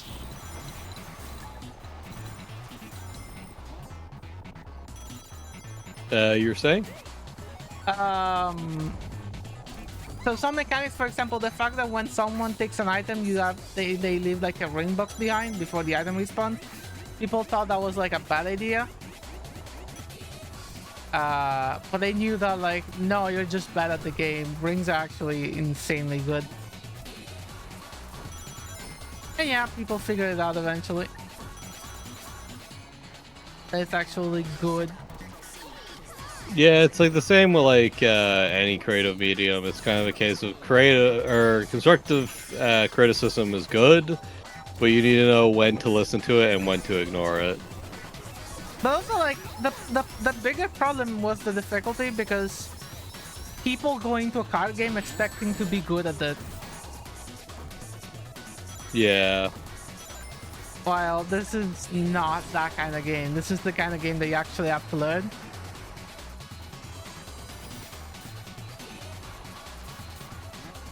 So if you download the game, so they changed the name from easy and normal difficulties to relaxed and intense. And if you actually like download the game, make a clear save, easy mode is selected by default. Oh. You have to go out of your way to select normal difficulty. Yeah. But then like a lot of people would just see that and they go, well, I'm not gonna play on easy. Yeah, that's the other problem. Is that people refusing to play on easy when they clearly like they play normal mode, they find it odd and they go game bad instead of going like, I don't understand how the game works. They criticize the tutorial for being too long. I think that's kind of fair. But also, I like the tutorial. I was sad when the tutorial ended. Yeah, it's like playing through it isn't too bad because of like all the dialogue. At least it kind of keeps you engaged in it. Yeah, and it made me wish for more stuff like that. The biggest problem with the tutorial, honestly, is that it doesn't teach you important stuff. Yeah. I feel like that it would be insanely good if like some stuff that in the tutorial that has a lot of focus in the tutorial, like the trade system, doesn't actually become relevant until like the 4th cup. So yeah, I can actually understand some of that. But that's just fair point. Like, I feel like the single player would be like absolutely insane if it had like a hub area, like Crash Team Racing on like the PS1. Oh. And then and that's how you access all the stages. But then have it where it's like, you know, you have the boss races or whatever, like in Crash, and you kind of get the more of the dialogue from that. Or like, you know, when you like hit certain milestones, you get like more dialogue between the characters, so you can get some of that juicy like Tails Eggman combos instead of it just being the tutorial, and then it's like, okay, there's nothing else after that, just the game. Which, to be fair, isn't too bad because it's a very. They did something pretty cool, which is to get into the levels, like there was a hub area with all the doors that get you into the levels, but like the more difficult levels, you have to do like a platform challenge just to get to the door. So if you're not good enough for the level, you know, you probably like, I wasn't good enough to get to the level. I thought it was so cool. Yeah, it's like yeah, I know a lot of games do that in some degree, where they just give you a challenge, which like is meant to be like a baseline of how good you are at the game, to ensure you're prepared for like the rest of it. I know at Morrowind, in the main story, there's like a guy that just hangs out on a bridge, and he's just some random NPC, but like he completely fucking decimates new players that don't know what they're doing. So he's meant to be that, like, wall to prevent, like, people that don't know what they're doing from progressing too far. And basically be like, come back later once you know what you're doing.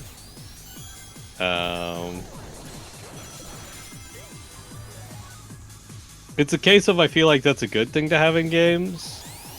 But it's also a thing of like most players when they experience that they'll just like turn off the game and never turn it back on. So it's kind of a bit like a catch-22 situation where it's like, it's a good idea. I think it's really great, like good thing to have. But most people would just be game bad, and then a really good game could just not get the attention it deserves as a result.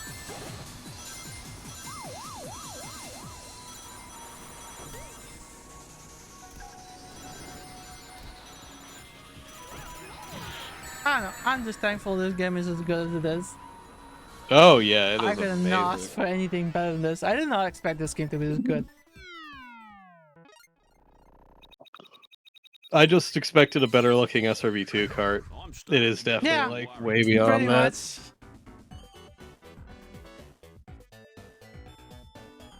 And the fact that we're still playing like old vanilla maps is insane to me. Yeah.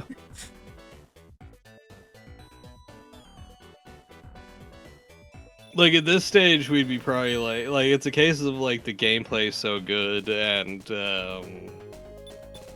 there's enough depth to it that it can just keep you engaged for a long period of time.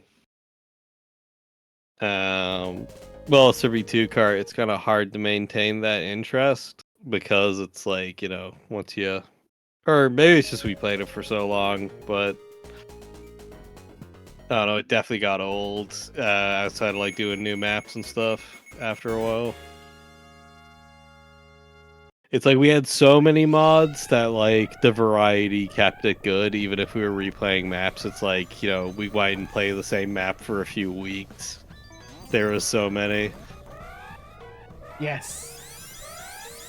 I sent I don't fucking how many people like behind? Wow. a Like lot of us. 5 people. I went on the spring behind just to be able to send someone. And I sent like an Eggman, which is max weight, so that was pretty good.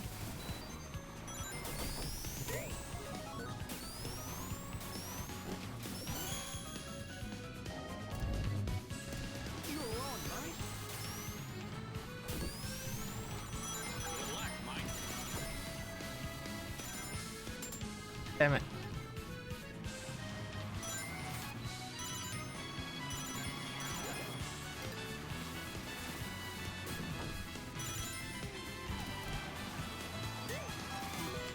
No, double bar. I'm a LeBron James. I missed.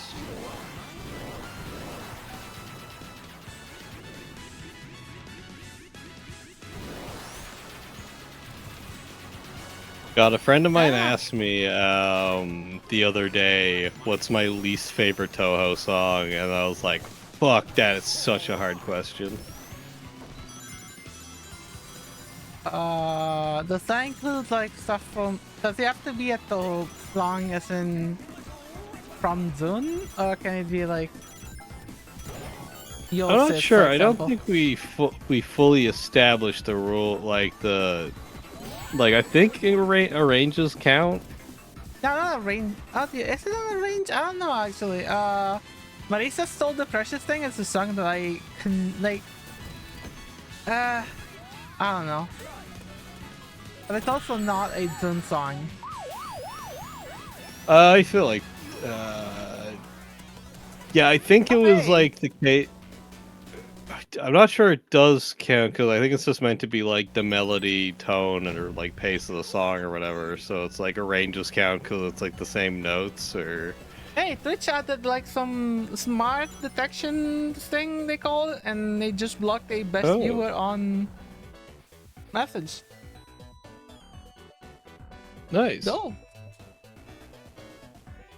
God, I have not gotten one of those in a while. I think last I time I remember got like 3 or 4 of them somehow at once. It was what? I got I think I got them real bad for like 3 months or something, and I was the only person. And now they've all left, and now they just go for everybody else I know. Oh fuck yes. Big rigs. So with this controller, I had one worry, which is it has a clear acrylic front or clear plastic. So you see like the PCB and stuff, which is nice, but usually those come with like a very, I don't know, it has like a specific plastic that I don't like the feel of. Yeah. But turns out, so only the exact front is fully clear. Everything else is like a frosted finish, and the feel on it is really nice. It's not super good, it's like okay plastic. But hey, Yeah. I'll take it. They put the tension. And also the bottom part is like, it has like a grippy finish, but it's not rubberized. It's just they put like ridges in the plastic mold. Huh? Which is, again, really, I hate rubberized plastic.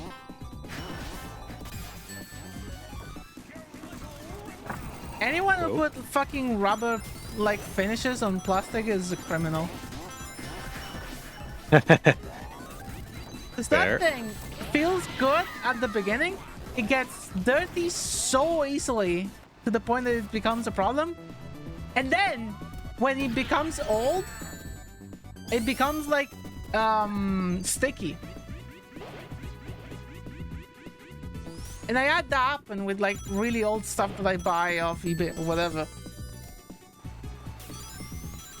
Like Wacom pens are super guilty of this. The Wacom pens always have like a texturized like rubbery grip to them.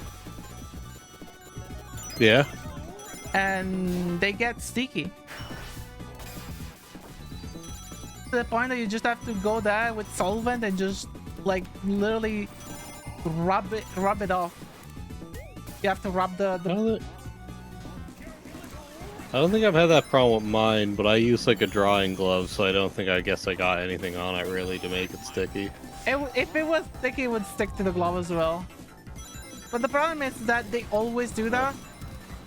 Like it's how the rubber finish works. It just wears off over time. Yeah. It does take a while, but eventually we'll do it. And why bother? Like,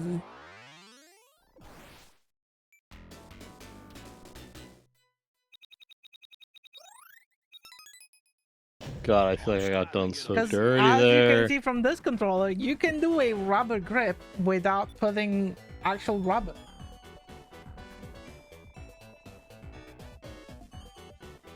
And like my old mouse, the MX Master from Logitech, had a rubber grip and it became dirty and it wore off where I held my fingers. So it wasn't working where it needed to work, and everywhere else it was like visibly like bad, like it was bad because it was dirty, it was full of shit. And it's annoying to clean that stuff. Yeah. My current mouse is just hard plastic. It's good. Hard plastic is so easy to clean. Cope.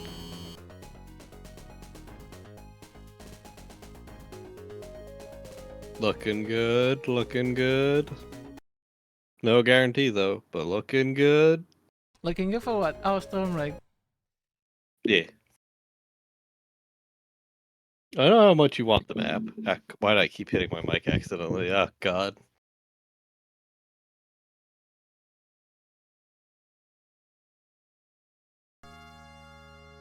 Oh, by the way, speaking of mice, Logitech went under a bit of trouble because the CEO said that they wanted to make a forever mouse, that like they wanted to make a mouse that lasts forever, and it's a subscription. And can you believe people didn't take it well? How would that even work? I don't know. Just make a really good mouse out of good materials that'll never break. No, I don't think they're capable of that. Well, yeah, that is true. But, like, is the subscription just like every few months you get a replacement mouse, or like what? I don't understand. They just said that it was an idea. They backed off from it. apparently they had enough backlash from it. Oh, speaking of wins on the subscription department, HP has stopped selling those, like, you know how they sell like printers with like the subscription for ink? Yeah. And the thing with those is like, so the subscription would give you ink cartridges every, like, it's what basically they would give you like ink cartridges every month or something. Yeah. And you pay depending on how many pages you... Okay, but the thing is, the subscription doesn't actually... Like, the cartridges are just a perk of the subscription. If you stop the subscription, even if you have full cartridges, the printer will not print anymore. Not only that, but you pay depending on how many pages per month you want to print, which means that even if you keep paying, if you're out of pages to print, even if you have a full working cartridges, you cannot print any more pages. That is some like dystopian level shit for like a home printer. Can you believe people didn't like that? And now they stopped doing it because, well, I guess no one's buying it. But they just stopped selling it.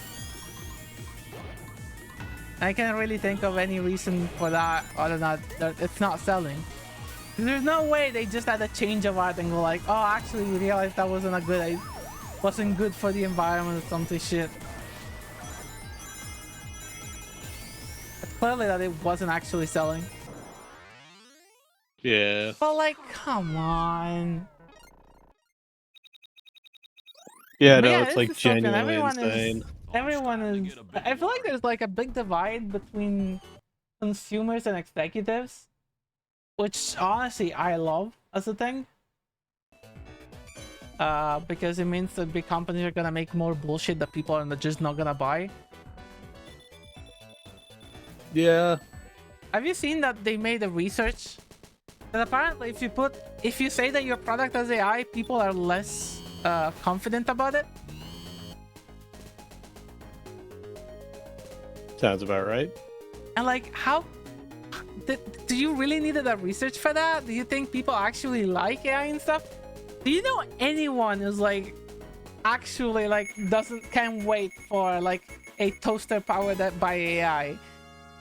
Because I know only people who would boycott the shit out of that. I mean, a toaster doesn't need AI, but then I guess companies would be Well, like, oh, but people would be there like is a the rice future. cooker that says it's powered by AI. Oh, God. And you're like, what does the rice cooker do? Well, someone tore it apart and there is no AI. It's just a rice cooker. They just lie. God.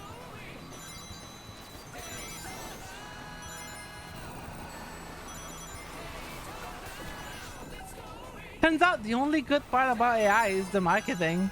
And not even that, because it's actually detrimental. Well, that's what makes it good. Yeah, no, if I see something that says it has like AI, I'm like, oh, God.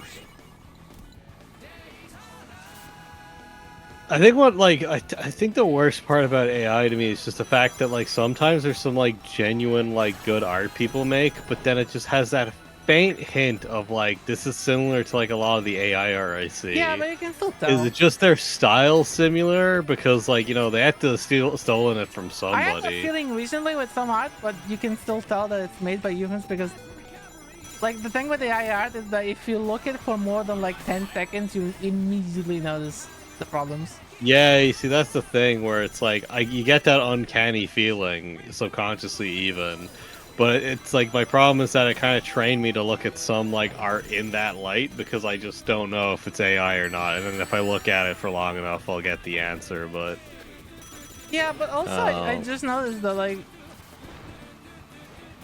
the art that I like, this must be like a personal thing, I guess, but like I like very distinct art styles. Like Rabbit and Steel, that artist has a very specific art style. But like everything that's made by AI art and all the people that draw that way, they all draw the same way. Almost like they lack a style. yeah, That's the thing where it's like there's no creativity because they just, you know, it's yeah, I don't know. Doesn't stop companies from trying to like weave it in as much as they humanly can because like, hey, we're already underpaying our workers. What if we could just get rid of like their jobs? I mean, the big complaint about AI is that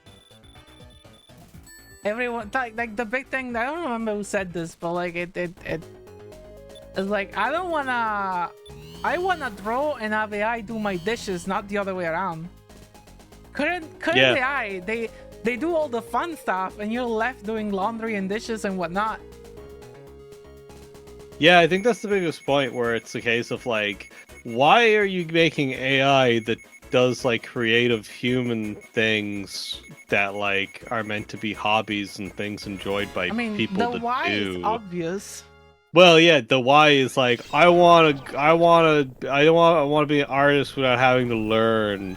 It's that, and also is if you look at a pipeline of like a big company, they pay the writers for their writing. They don't pay whoever does the laundry. Or Yeah. maybe they pay it, but it's not like as big of a paycheck that they have to write. It's like, of course, Yeah, all the it's companies like- that are making ChatGPT and whatnot, they're looking at business opportunities. They're not looking at, you know, making something for the betterment of human being. They do say that they Yeah. do that, but they don't. Well, yeah, because their focus is on like how can we destroy the creative industry.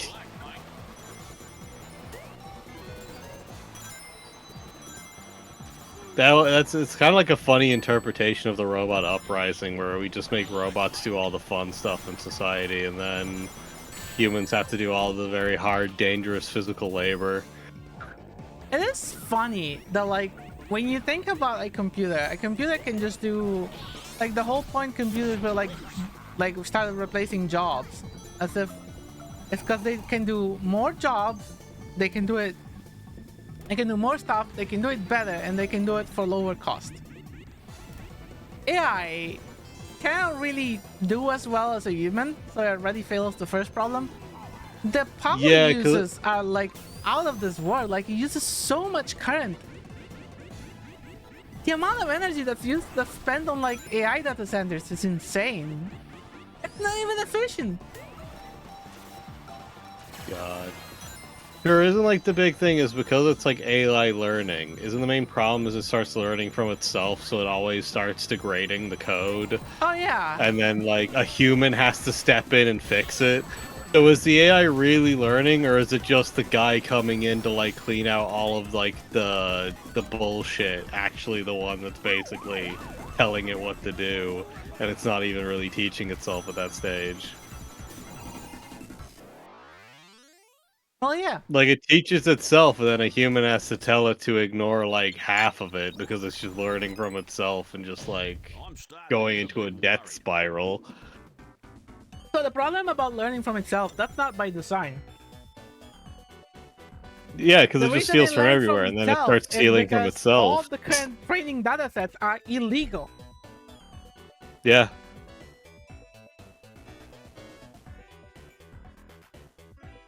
Because I think Microsoft basically made a large language model that's only based on public domain books.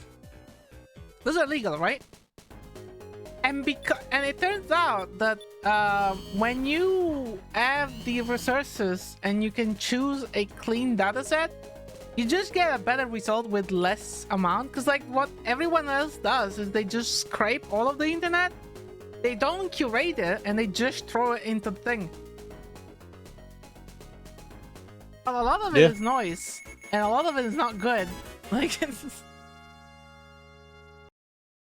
and they just try to basically they just try to shotgun training material. And Microsoft was like, okay, but what if instead we gave it less training material, but we actually put like good stuff in it? Yeah. Sadly, those public domain books don't have like the height of LeBron James, so it's not really useful for what they I try think to they'd all sell it also for. be mostly like older books and stuff like that as well.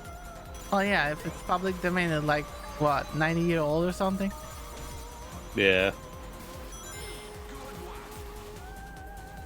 But the idea in general, it has merit. Like, hey, so the problem with like learning from itself is that because they're just illegally scraping the web and using copyrighted content, they're bound to find stuff that's generated by other AIs if it's not itself. Because what's happening to the web? Like, I keep finding websites that are just ChatGPT. When I was looking for the rules of a card game that we had to play, I Yeah. couldn't find the manual, and I found this website that was like, oh, here's the rules of this game. And I was like, wow, this game really does sound like Magic, but slightly different. And then I find the That's because actual it wasn't manual the of the actual game, and it rules. was It was just nothing like what yeah. that website was saying. That website was literally just someone using ChatGPT to generate bogus data.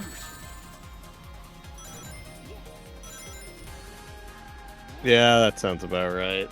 And they did have a little thing barely visible at the bottom of the website that said, content from this website is made with the help of AI. I'm like, yeah, you don't say. You literally just made up the rules for a game. I forgot what game it was. But I was really confused because Yeah, like the game felt like, oh yeah, it was the Austin Powers RPG. Oh god.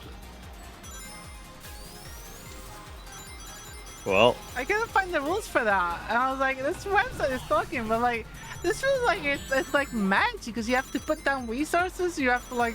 oh yeah. So it's like it would have been a case of someone was like, I wonder what a Austin Powers trading card game would be like. So yeah, so they would have had like fucking ChatGPT create the game for them, and then there actually a real one existed, so it just became like false information. Yeah. Yeah, I guess. Like that's how I assume it went. Like they just didn't know it actually existed, so they told Well, ChatGPT to it's like. literally like a content farm though, so like Yeah. they had someone instruct like, please ChatGPT write the rules of the Austin Powers CCG, and ChatGPT just made them on the spot. Yeah. And it got. They probably have like an automated system, so they don't even have to vet it. Gosh, this is reminding me that like I think there's gonna be an animator strike soon, so it's like, There's oh a boy. game VA strike now. Yeah, it's Because like of they're it. basically a strike in like everything because the other strikes have been working, and it's a case of like every part of the industry is so fucked that like yeah, just everybody should be striking just to get like basic rights almost. Um. God, yeah. Sure, I think it's like Pirate Software to like. New York Times, OpenAI. New York Times and OpenAI had some legal beef. I don't know what happened there. Probably just stole one of their news articles or something. No, it was funny actually. So, New York Times actually baited OpenAI. Oh.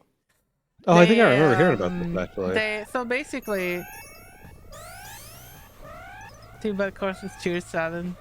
Yeah.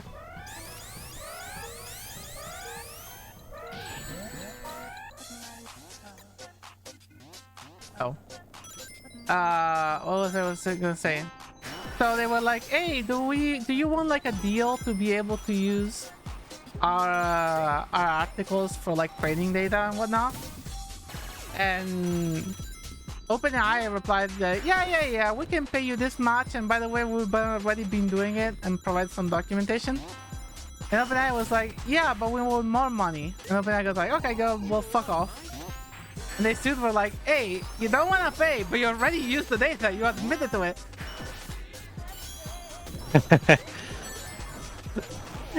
And it was such like a fucking slam dunk from them, because they basically used the licensing deal to basically bait them into admitting that they already used the data. Yeah. I'm actually shocked there hasn't been has there even been any discussion recently in the law to try and figure out some laws for AI training and stuff? Because holy fuck. Well, it should be covered by copyright, but not enough people are suing, I feel. Yeah. Well, it's also a case of how do you know for sure if your shit's being stolen unless you actually there's something recognizable enough No, to that's be. the problem, but I mean, that's the problem in general. So, Yeah. the EU has a law coming up called the AI Act. And one of the things is that every work made by AI has to include a list of all the training materials used and copyrights associated. Yeah. Which is gonna fucking just kill ChatGPT and stuff like that because they just don't know what they're actually using. Unless they just get away with they this don't know line. what copyrights they're using. Yeah. Like I like it because it's just being written in a way where stuff like OpenAI were just doing it illegally are literally they just cannot they cannot comply because they have not done it legally from the get-go. Yeah, I also agree with a ruling I heard before. I don't know if I assume it's not an actual thing yet, but I think it was some judge or something said that anything made by AI should basically just be public domain almost because a human didn't make it. That's in So if the you want to, US, and that's already that they have a precedent on that, I think. Well, yeah, AI works are not copyrightable, which is fucking great because it means it cannot be used for if it's not copyrightable, then you cannot enforce copyright on it. But I think what they're gonna do is they're gonna use any AI output, tweak it a bit, and then claim copyright on it because they tweaked it a bit.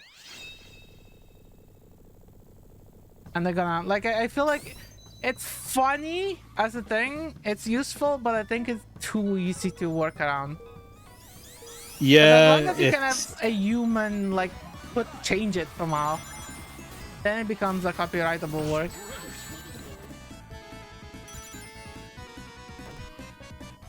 Oh, now I'm just reminded about oh god, what was his name? My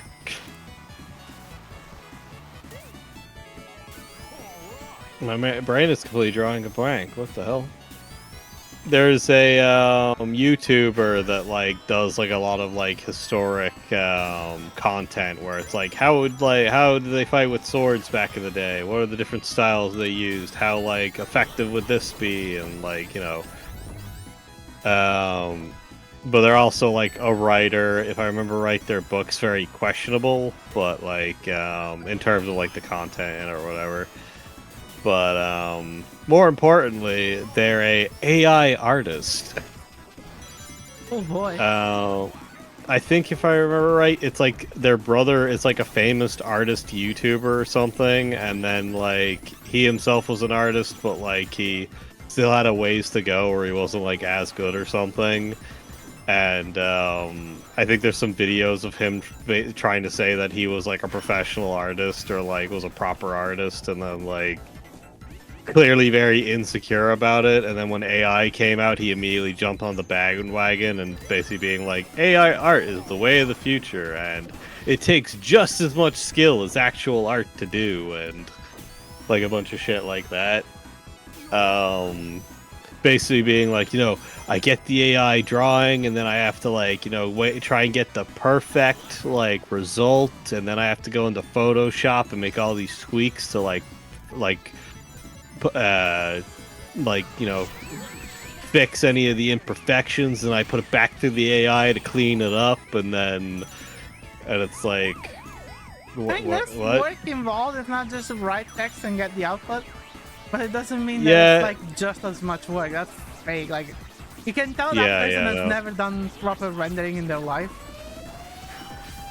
Yeah, I think his art was mostly line art. I don't think he actually did any rendering or colored works. Oh, I think Shadversity, I think was his, yeah, that was the channel. Oh, that one. And then like, I think I didn't yeah, recommend he's it like yesterday.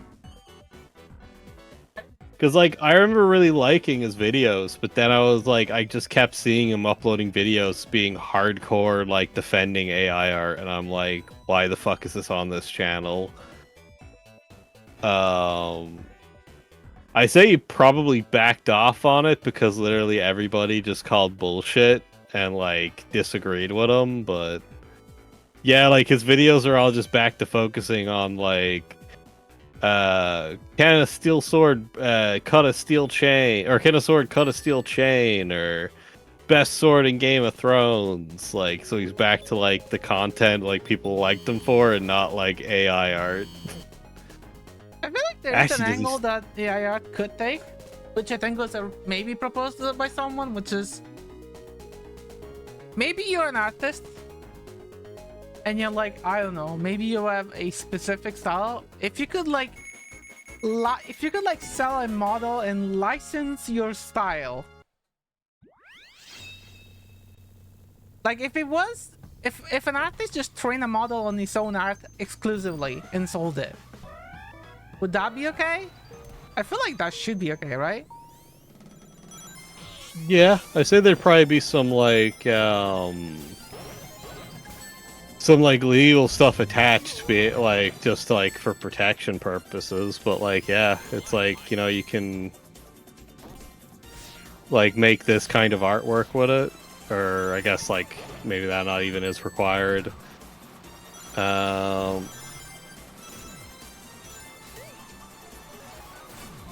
Because honestly, the biggest problem for me with AI art is the training, as usual. It's just stealing.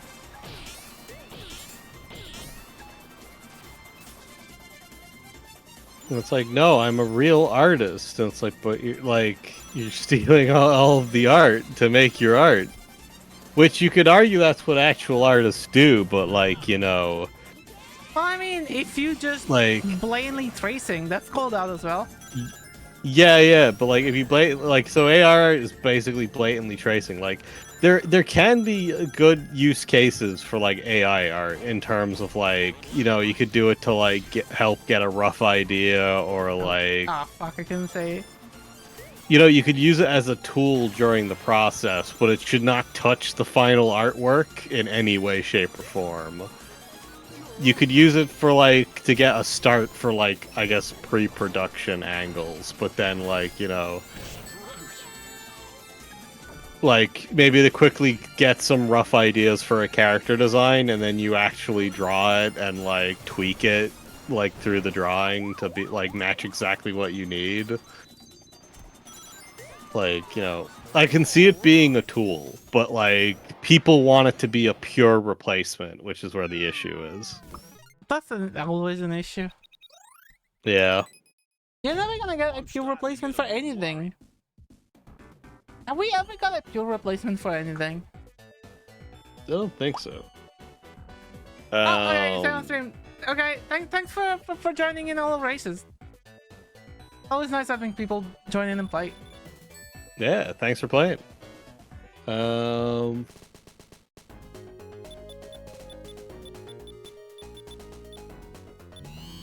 okay. Actually, if you're still around, do you like us being on Gear 3, or should I go back to Gear 2?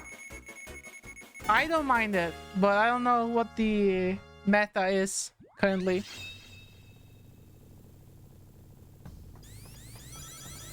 I am getting owned on Gear 3, but I don't mind that. I'm okay just being bad at a video game. I mean, we're still learning. We gotta get used to it. We're behind on the bandwagon. What the fuck is... Jeez, what happened on your screen? What the fuck? I just got... Yeah, I don't know. 3 players are fucking with me lately. It's not even the first time it happens. They just send me to the stratosphere. Weird.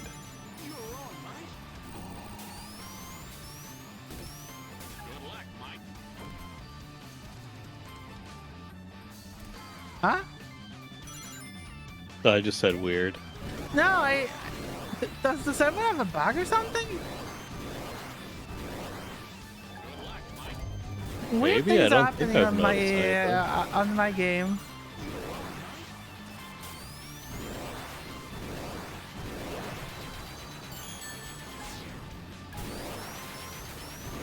I didn't know the shortcut.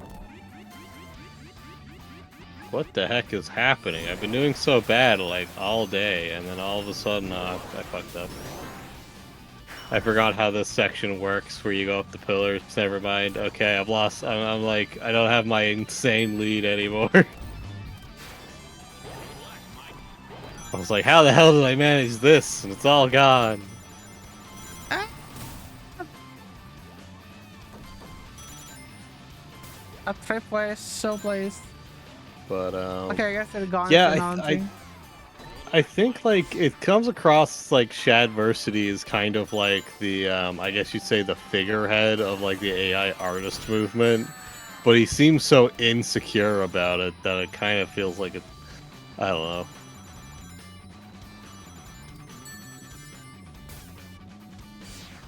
Like he does a lot of content. I remember a lot of it, like a lot of it being good. So I don't know why he has the obsession with like being an artist and like using AI to achieve that goal. Like he's a decent to good like artist to know, like before AI To be art, honest, but my like biggest I gripe don't with know. AI art, like the tools, is that they are so obsessed on the prompt to image format that I feel like it's giving it the service. Like a lot of the tool for making AI, you either use like it's all based on text to image because all the big companies that are investing in this are obsessed with the idea that you can just tell it what to make and they just figure it out.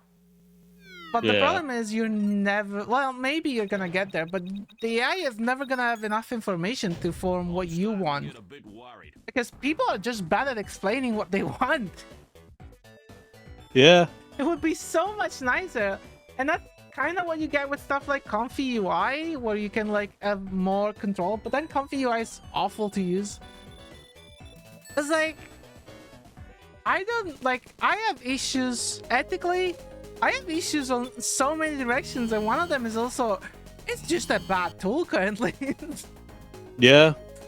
I wish it was better. Sure. I think it's also a case of it just promotes so much like just fake content, like basically just like creating false histories just to try and produce content.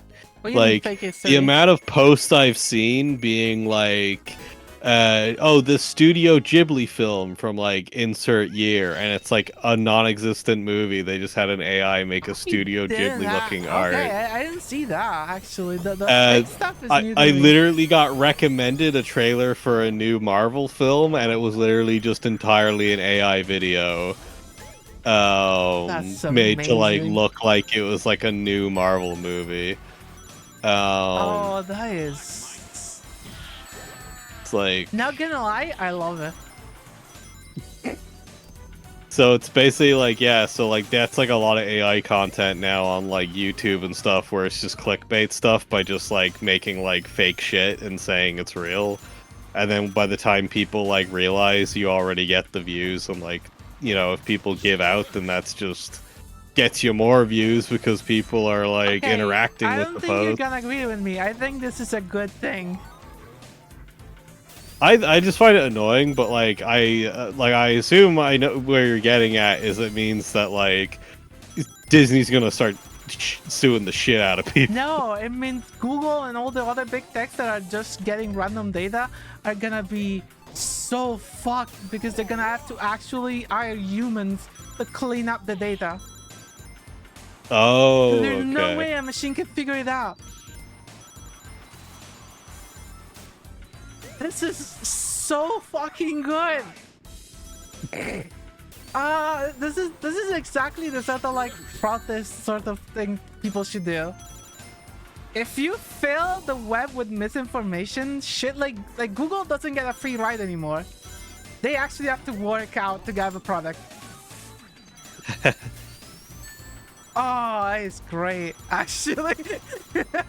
I never saw any of these. all the Well, AI it's stuff a that case gets of like, suggested is like clearly marked as being done by AI.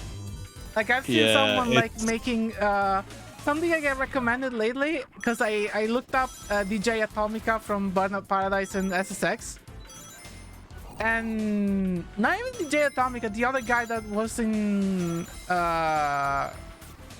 Burnout 3.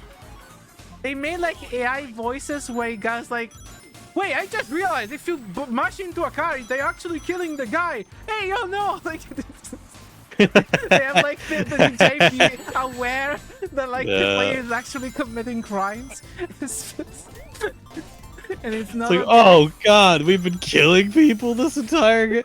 This is the third game. Oh god. What have we done? Or like they have random stuff like, oh, we're the VA to put this into the Burnout remaster, and they just DJ Atomica going, I'm a pickle now. Pickle DJ.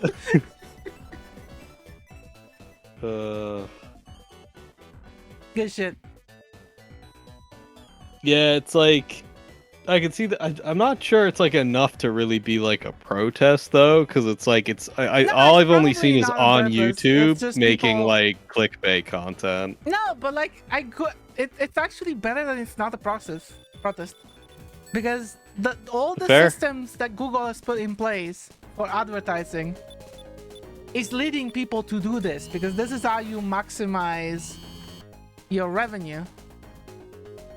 But at the same time, it is hurting Google, because the entire point of Google is to be able to find truthful information at a glance, and you cannot do that anymore.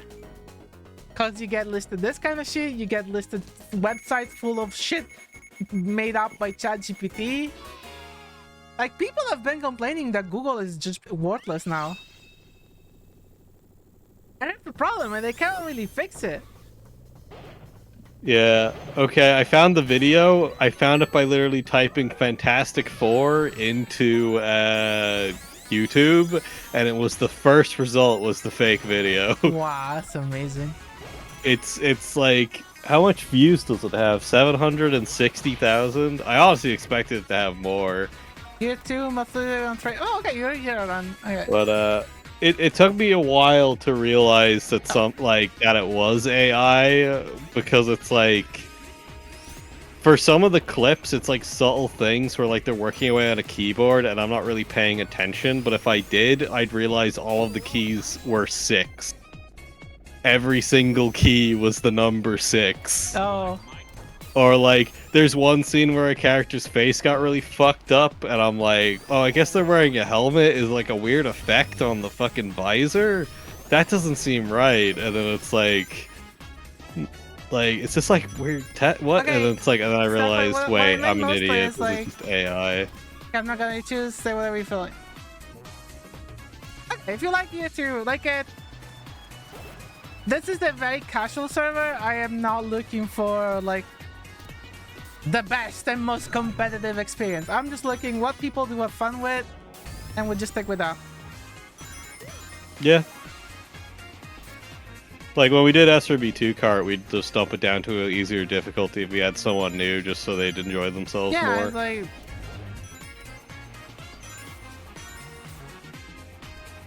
My focus is that people have fun, and if people are okay with Gear 3, I like Gear 3. I like going fast as well.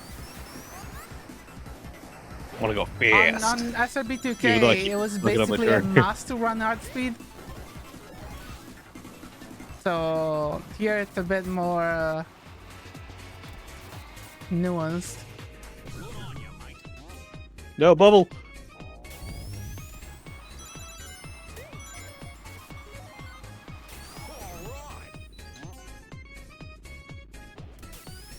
And also, again, I don't play other servers, which has always been a problem for me, because I don't know what the community at large does. Like, can you believe that when I hosted for years a server on the master server, and I never heard of BoostLib ever, because I just don't play other servers, and BoostLib was not on the main board. I just never heard of it. I heard of BoostLib when Ring Racer was out.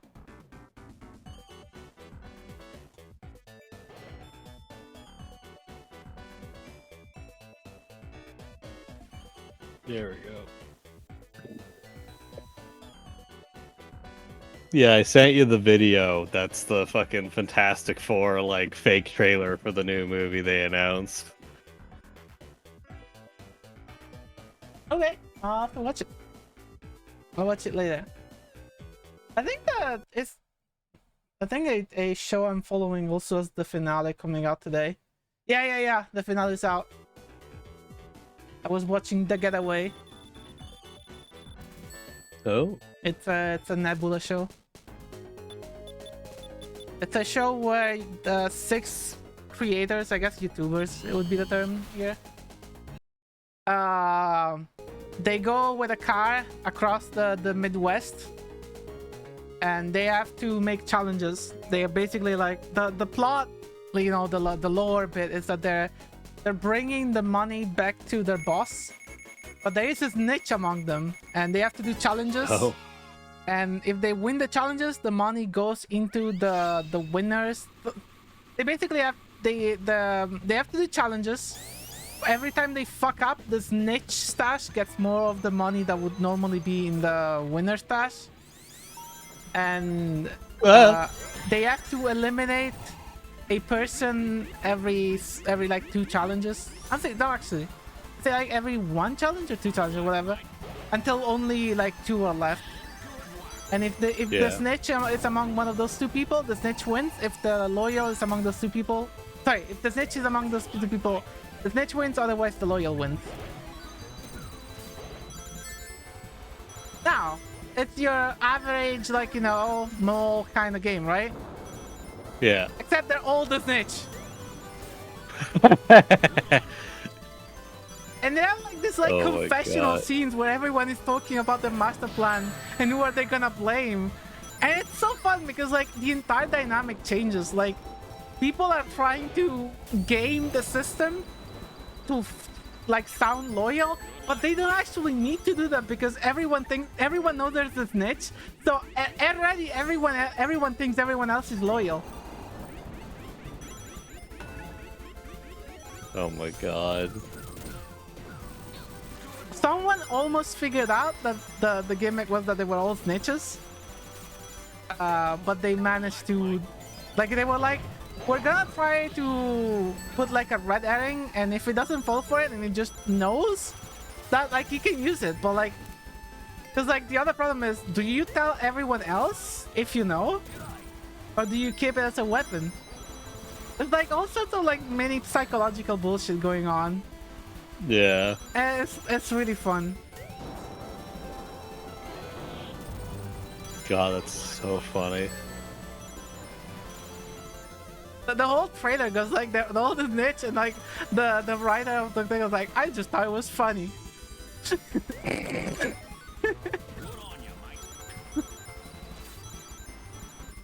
My God. And today came out the finale where it was the 3 remaining people, and they're gonna eliminate the last one and get the last 2. They already said that both snitches are gonna get all of the snitch stock, so they're just gonna keep, like, the 2 finalists, they both get the full amount of money. Yeah. I feel like you should stick with Gear 3 for fun. I will. Thank you for your feedback though. Oh, what game are we gonna play tomorrow? Do we do Star Wars TCG? Sure. I hope they have fucking decks.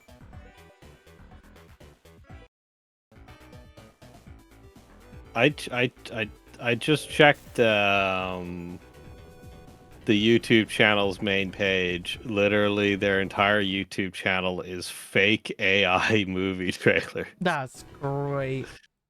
They have 1.12 Oh wait, million fucking we still have subscribers. to play the One Piece TCG. Can we do that actually? Because Oh yeah, that's still a hell current yeah. TCG. Do they even Screen Culture is home of an extravagant concept fan-made trailers from various cinematic Okay, Karting. universes. Okay, see ya. Thank you for for staying extra, not just living. I really appreciate the feedback. Now go. Also, we're gonna be over anyway. It's not like we're gonna play for a long time anyway. Yeah. Ow, I just hit myself in the face. Damn it. Who do you want to raid? Do you have anyone? Um,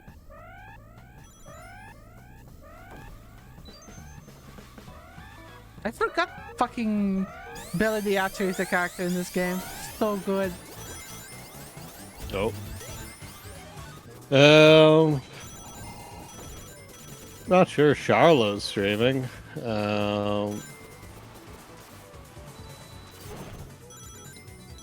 Don't think there's anyone else I really have. I don't think I have anyone either. I'll double check after the stream, but I mean, been a bit since we raided Charlotte. Charlo Buns, right? Yeah. I think they started streaming before we started, so that must have been a pretty long stream. Yeah. I was still considering if I should do a really long one, like Friday or something, because have that to myself and whatnot, but I'm also like, what would I do? I just beat Ride to Hell Retribution in one sitting. Ultimate Torment. Nah, it wouldn't be Ultimate Torment. That'd be playing like Omnicrom the Nomad Soul, which I will never do for my own sanity and mental health. Because holy fuck, I have not seen anyone play that game and not been like damaged. Or at least finish it and not be damaged mentally from it. Have you seen Omnicrom the Nomad Soul? No? It's David Cage's very first game he made. Oh. It had David Bowie in it. Okay. I no idea how he pulled that off.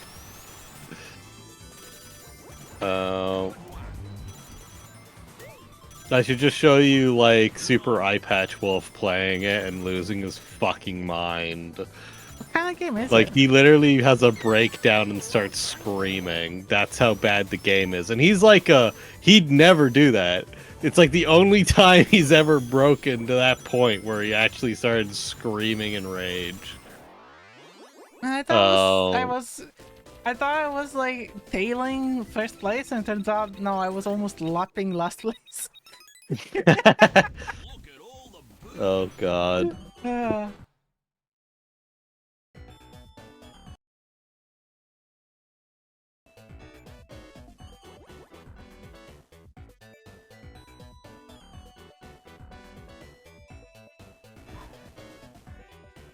Redux mod drinking game. Well then.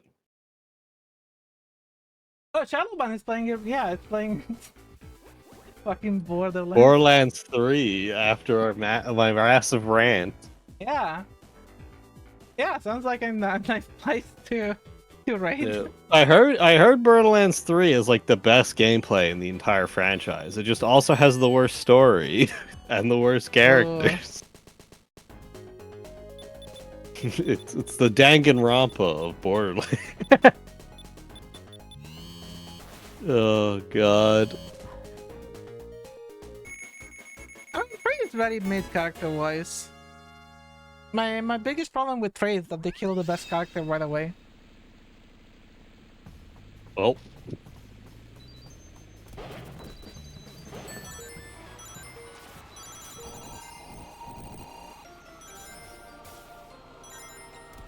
I feel like that could be a bit common in stories just because they probably put more effort into making them as likable or like engaging as possible just to kill them off to maximize the shock value, No, the thing but with V3 is that they they wanted to fuck with the fans. So one problem they have apparently is that people kept leaking shit about Danganronpa games. So what they did in Danganronpa V3 is they do a fake out with the main character. oh, so like Solid Snake in Metal Gear 2, Yeah, everything they showed was the tanker level, and then it's actually plays Raiden. Yeah, in V3 you start as the like piano girl that actually has a spine and whatnot. Like the only likable character in the entire game, basically, and you start connecting with this like very shy detective boy, which sounds more like it would be the main character. And then the girl turns out she's the killer of the first case. Like you were the killer all along, and the boy becomes the main character after that point. And the whole point is that people like it leaked that the girl was gonna be the main character, but it was a fake leak. Like they planted it.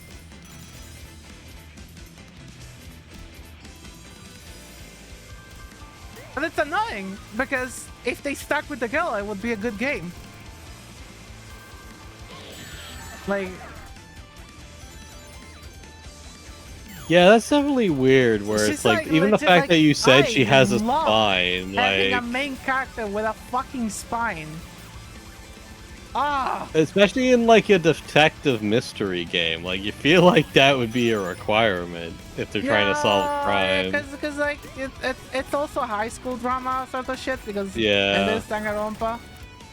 So of course the main character has to be this. It has to be the stereotypical shonen boy. Like Deku from My Hero Academia, like everyone is. You see, for a leak like that to work and be satisfying, like for example, like, I mean, to be fair, a lot of people hated Raiden, but like, the way you have that work is you leak that it would be the fucking generic boy detective, and then you have the plot twist being you play the piano girl. Right. Because you literally said the boy's the expected protagonist, and then the character you play as dies. If you play Danganronpa 1, the main character is a shy, insecure boy. If you play Danganronpa 2, the main character is a shy, insecure boy. If you play the spin-off, you play the sister of the insecure boy who's not that insecure, actually. So that's like, what the fuck? Well, yeah, but that's like third-person shooter, not a... actually cool, and then... it turns out no. Yeah, but the spin-off is a third-person shooter, so that doesn't count. Again, I feel like hey, Master Detective Raincode, of which I played very little. The main character is a shy, insecure boy. It's a bad game. I feel like that game has like everything I don't like in Danganronpa. All the bad writing and like cliche shit and whatnot, with none of the goodness of like the mystery is not written well. Yeah. I don't know, it feels like one of those franchises where it's like, I have a theory where like you can get away with a lot of bad writing if you just have way too many characters. And like the more like barely established they are or like vague their characters are, the better. Like, because then people can just like imprint whatever personality or absolutely yeah, because like honestly I think that's why Toho Project is like as big as it is. It's like, but also it has like enough good, like, you know, it's just good in general. Like if you like shmup stuff like Danganronpa is that because it's a written thing, it's already been written. You and the main character are different people, but you play as the main character who has a personality and will reply in certain ways. Yeah. When something weird happens in Danganronpa, because it is funny and whatnot, because they're all like a bunch of freaks, all the characters, the main shy character doesn't fucking say anything. The girl in Danganronpa V3, when something weird happens, goes like, "Ew, you're a creep. You're idiot. Stay away from me." And like, that answer was such fresh air to me. I was like, oh, I Yeah. love this girl. She actually calls people out for their shit. And then she dies and I have to play as the guy who doesn't actually do that. I'm like upset. It's like when you play as the girl, a good writer came in, and then a bad writer replaced her and made you play as like the shy boy. I'm so pissed. The problem is, I think that I genuinely think that the Danganronpa writer thinks that he's doing good writing and not. Yeah.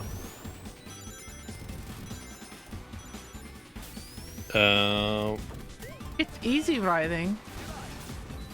And I hate it because again the way the class trials are written, I don't think any other game did it as well as they do it.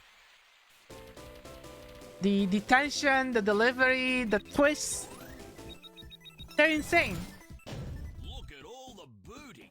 Like Ace Attorney doesn't get close. Which sucks because I think Ace Attorney does everything else well. I think Ace Attorney has a nice setting, fun characters, but the mystery themselves, the delivery of the twist and everything is annoying because a lot of the time in Ace Attorney you're like, you know already what happened, but you're waiting for the game to let you tell that. Like you can see a lot of the twists coming. And you're like, sure, like in some of the games, it's like if you understand what happened and work off of your deductive reasoning to point out evidence, it's not the right time to point it out, so you get a fail even if it's still correct. Yeah, exactly. Because you have to do the first step to show your process, like it's a maths class. So even if that information was already given earlier. So what Danganronpa does, they have like the class trials, where you have like the truth bullet, which is the cringy ass name, but whatever. But for every discussion, they only give you like 3 or 4. So you know that you have to pursue a specific line because they don't do the Ace Attorney thing where they give you all like. I feel the problem with Ace Attorney is that in some places you could say multiple things and they would all be valid. But Danganronpa made sure that no, it only makes sense if you do it the way they intended. But also, I always felt Danganronpa is like was okay. This is probably a subjective thing. I always felt that Danganronpa was always ahead of me. Yeah. Well, in Phoenix Wright, I was always ahead of it. Like in Phoenix Wright, I already know, like I can figure out the twist before they say it. But in Danganronpa, it's always like, you should have figured out the twist. And I'm like, what? No, I don't. Yeah, like, I enjoy watching some friends of mine streaming Phoenix Wright. But that's because they were, like, doing voices for it and just, like, having fun. It wasn't because of the game being engaging. The game is nice. But man, as much as I hate Danganronpa for everything, if you want a game that kicks your ass with like mystery shit, it's hard to beat. Like I feel like the big thing that Danganronpa does so well that no one else even comes close to is I already told you probably, actually most surely, but like when you're just discussing with your like classmates about stuff. And at some point, the game just tells you, okay, you have to accuse who did it. And you're like, what? Like, are we there yet? And like, usually in Phoenix Wright, when you accuse a person, the case is almost over. In Danganronpa, when you accuse a person, you're halfway through. And what happens if you're wrong? With my what? What if you're wrong? Oh no, it will tell, it will like, you get like penalty points with, you have like an X amount of things you can get wrong before you Look at all the get booty. told to fuck off, and you have to restart. Okay. But like the thing is, every time the game does it, like at a certain point, like the game goes into like a specific music. It goes into a menu where it's like, okay, here are the person that you have to accuse who did it. And like every single time, I don't expect it coming, and every single time that prompts me to like immediately stop everything I'm doing and rethink the case on the spot. And then I can figure it out. Like in one case, I had nothing on the culprit. The game just goes, okay, who did it? And I'm like, I have no clue. No one did anything suspicious. And then I was like, okay, let me think about it. This guy cannot be like, I had to go process of elimination, go like, okay, this person is the only one who has not explained an alibi yet. So it has to be him. But the game didn't tell me, like in Phoenix Wright, it would tell you, okay, who didn't know have an alibi? Here's more like, here's very deadpan. It's like, okay, who did it? Yeah. It doesn't tell you how you should figure it out, how they did it.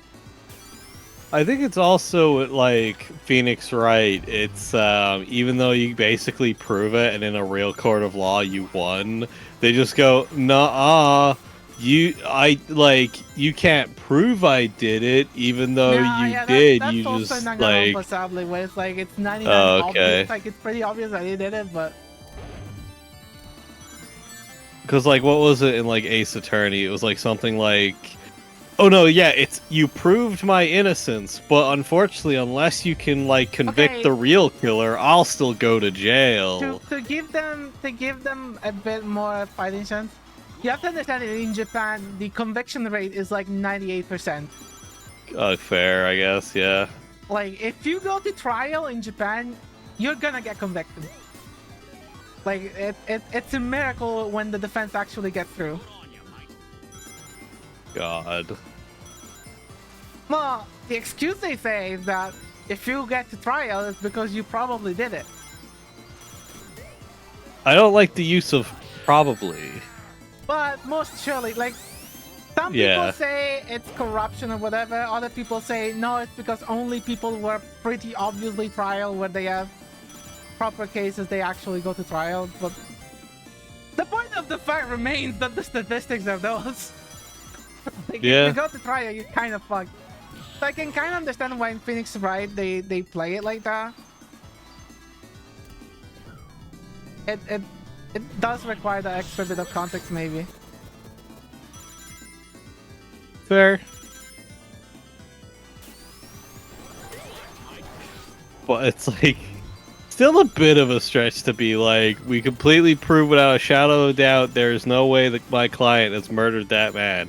I agree. Okay, so he's free to go? Oh no, he's going to jail. You should tell me the real murderer right now. And it's like, what? Yeah, that's wacky. But I can forgive it. Like, yeah, it's like it's fiction, but like Grandpa doesn't have to deal with it because it's just they have to find the murder. Yeah, I still think my favorite fun fact about Phoenix Wright is it only exists thanks to Dino Crisis. Yep, that's great. It's like so without Jurassic Park, we wouldn't have Dino Crisis, and without Dino Crisis, we wouldn't have Ace Attorney. So really, Jurassic Park is the reason Ace Attorney as a franchise exists. Funny how that works. I would try Danganronpa if you want mystery stuff. Yeah, if it wasn't like mostly spoiled on me, I probably would have considered it, but I mean the cases, did you get spoiled on the cases? Yeah, like the full game. Oh. Because it was a case of like I had no intention of playing them, and I was watching like Super Best Friends playing the spin-off, and then they recommended either you play the first two games, or you watch these like videos that just basically tell you every like little thing that happened. And I was like, well, I'm not gonna buy and play these games, so I'll just like watch the videos. So it's like all the murders and who done them I would know going in pretty much. I mean, you can still play 3 if you want. 3 also has maybe one of the like a fun mechanic that I haven't really. In 3 you can lie basically. Yeah. They have it's called a back route, which is basically you can bluff an argument. That's actually pretty clever, to be fair. If it Yeah, works well. you can basically literally. So when you have a truth bullet, you can like hold your trigger, and it basically says the opposite. And every case has what's called one back route, where instead of going the way it's supposed to go, you can go a different route where you lie about something, but then people start arguing. It's like, okay, something doesn't come up. If this is true, then this must be false. But like that thing that they said this is true, that was you needed to see here. Yeah. In the first case, the tutorial case, they force you to take the back route because they have to like explain to you that they exist. I managed to not use a single back route in the actual game because I kept forgetting that they exist. Because they're not required. They're like optional. Which I think is super cool. The fact that it's like all these Saturni games like that, they have a very fixed way of doing the cases, which, you know, it's whatever. I think it's nice that they try to deal with the okay, but you could technically get to the truth from multiple directions. It reminds me of like on a smaller scale, like games like New Vegas or Morrowind, where it's like you have multiple ways to do the same like objective. Yeah, I think in it's like nice. dialogue. Honestly, I wish there were more games like those things. I think Star Wars 2 or Star Wars: The Old Republic 2, the Sith Lords had a lot like that as well. I mean, Obsidian, right? Yep. But like insanely good. Where it's a case of like you have like a conflict where you can literally play both sides to get the most optimal outcome for yourself. Oh. Like it encourages you to do that. So like there's a conflict between like some mercenaries or whatever, and they're gonna like wipe out like the civilian population, and you play both sides just to basically lure the mercenaries into a trap by just like convincing them that you're on their side. You tell them where to attack, where you literally put all of the fortifications to just annihilate them. Okay. Are we gonna start the raid? Yes. Let me just quit. Ketchup, Ultramarine, Magenta, Jaws. Oh, right, you're getting fucking unlocked still. Yeah, I got a bunch of colors. Yeah, we have 31 keys. I should probably spend some. I keep forgetting after stream. I think it's like I hit the wrong button and then it takes me out of the menu, and then I just don't bother to go back into the menu. Previously. Okay, I'm gonna raid Charlotte. Okay. Raid message is going to be kart raid.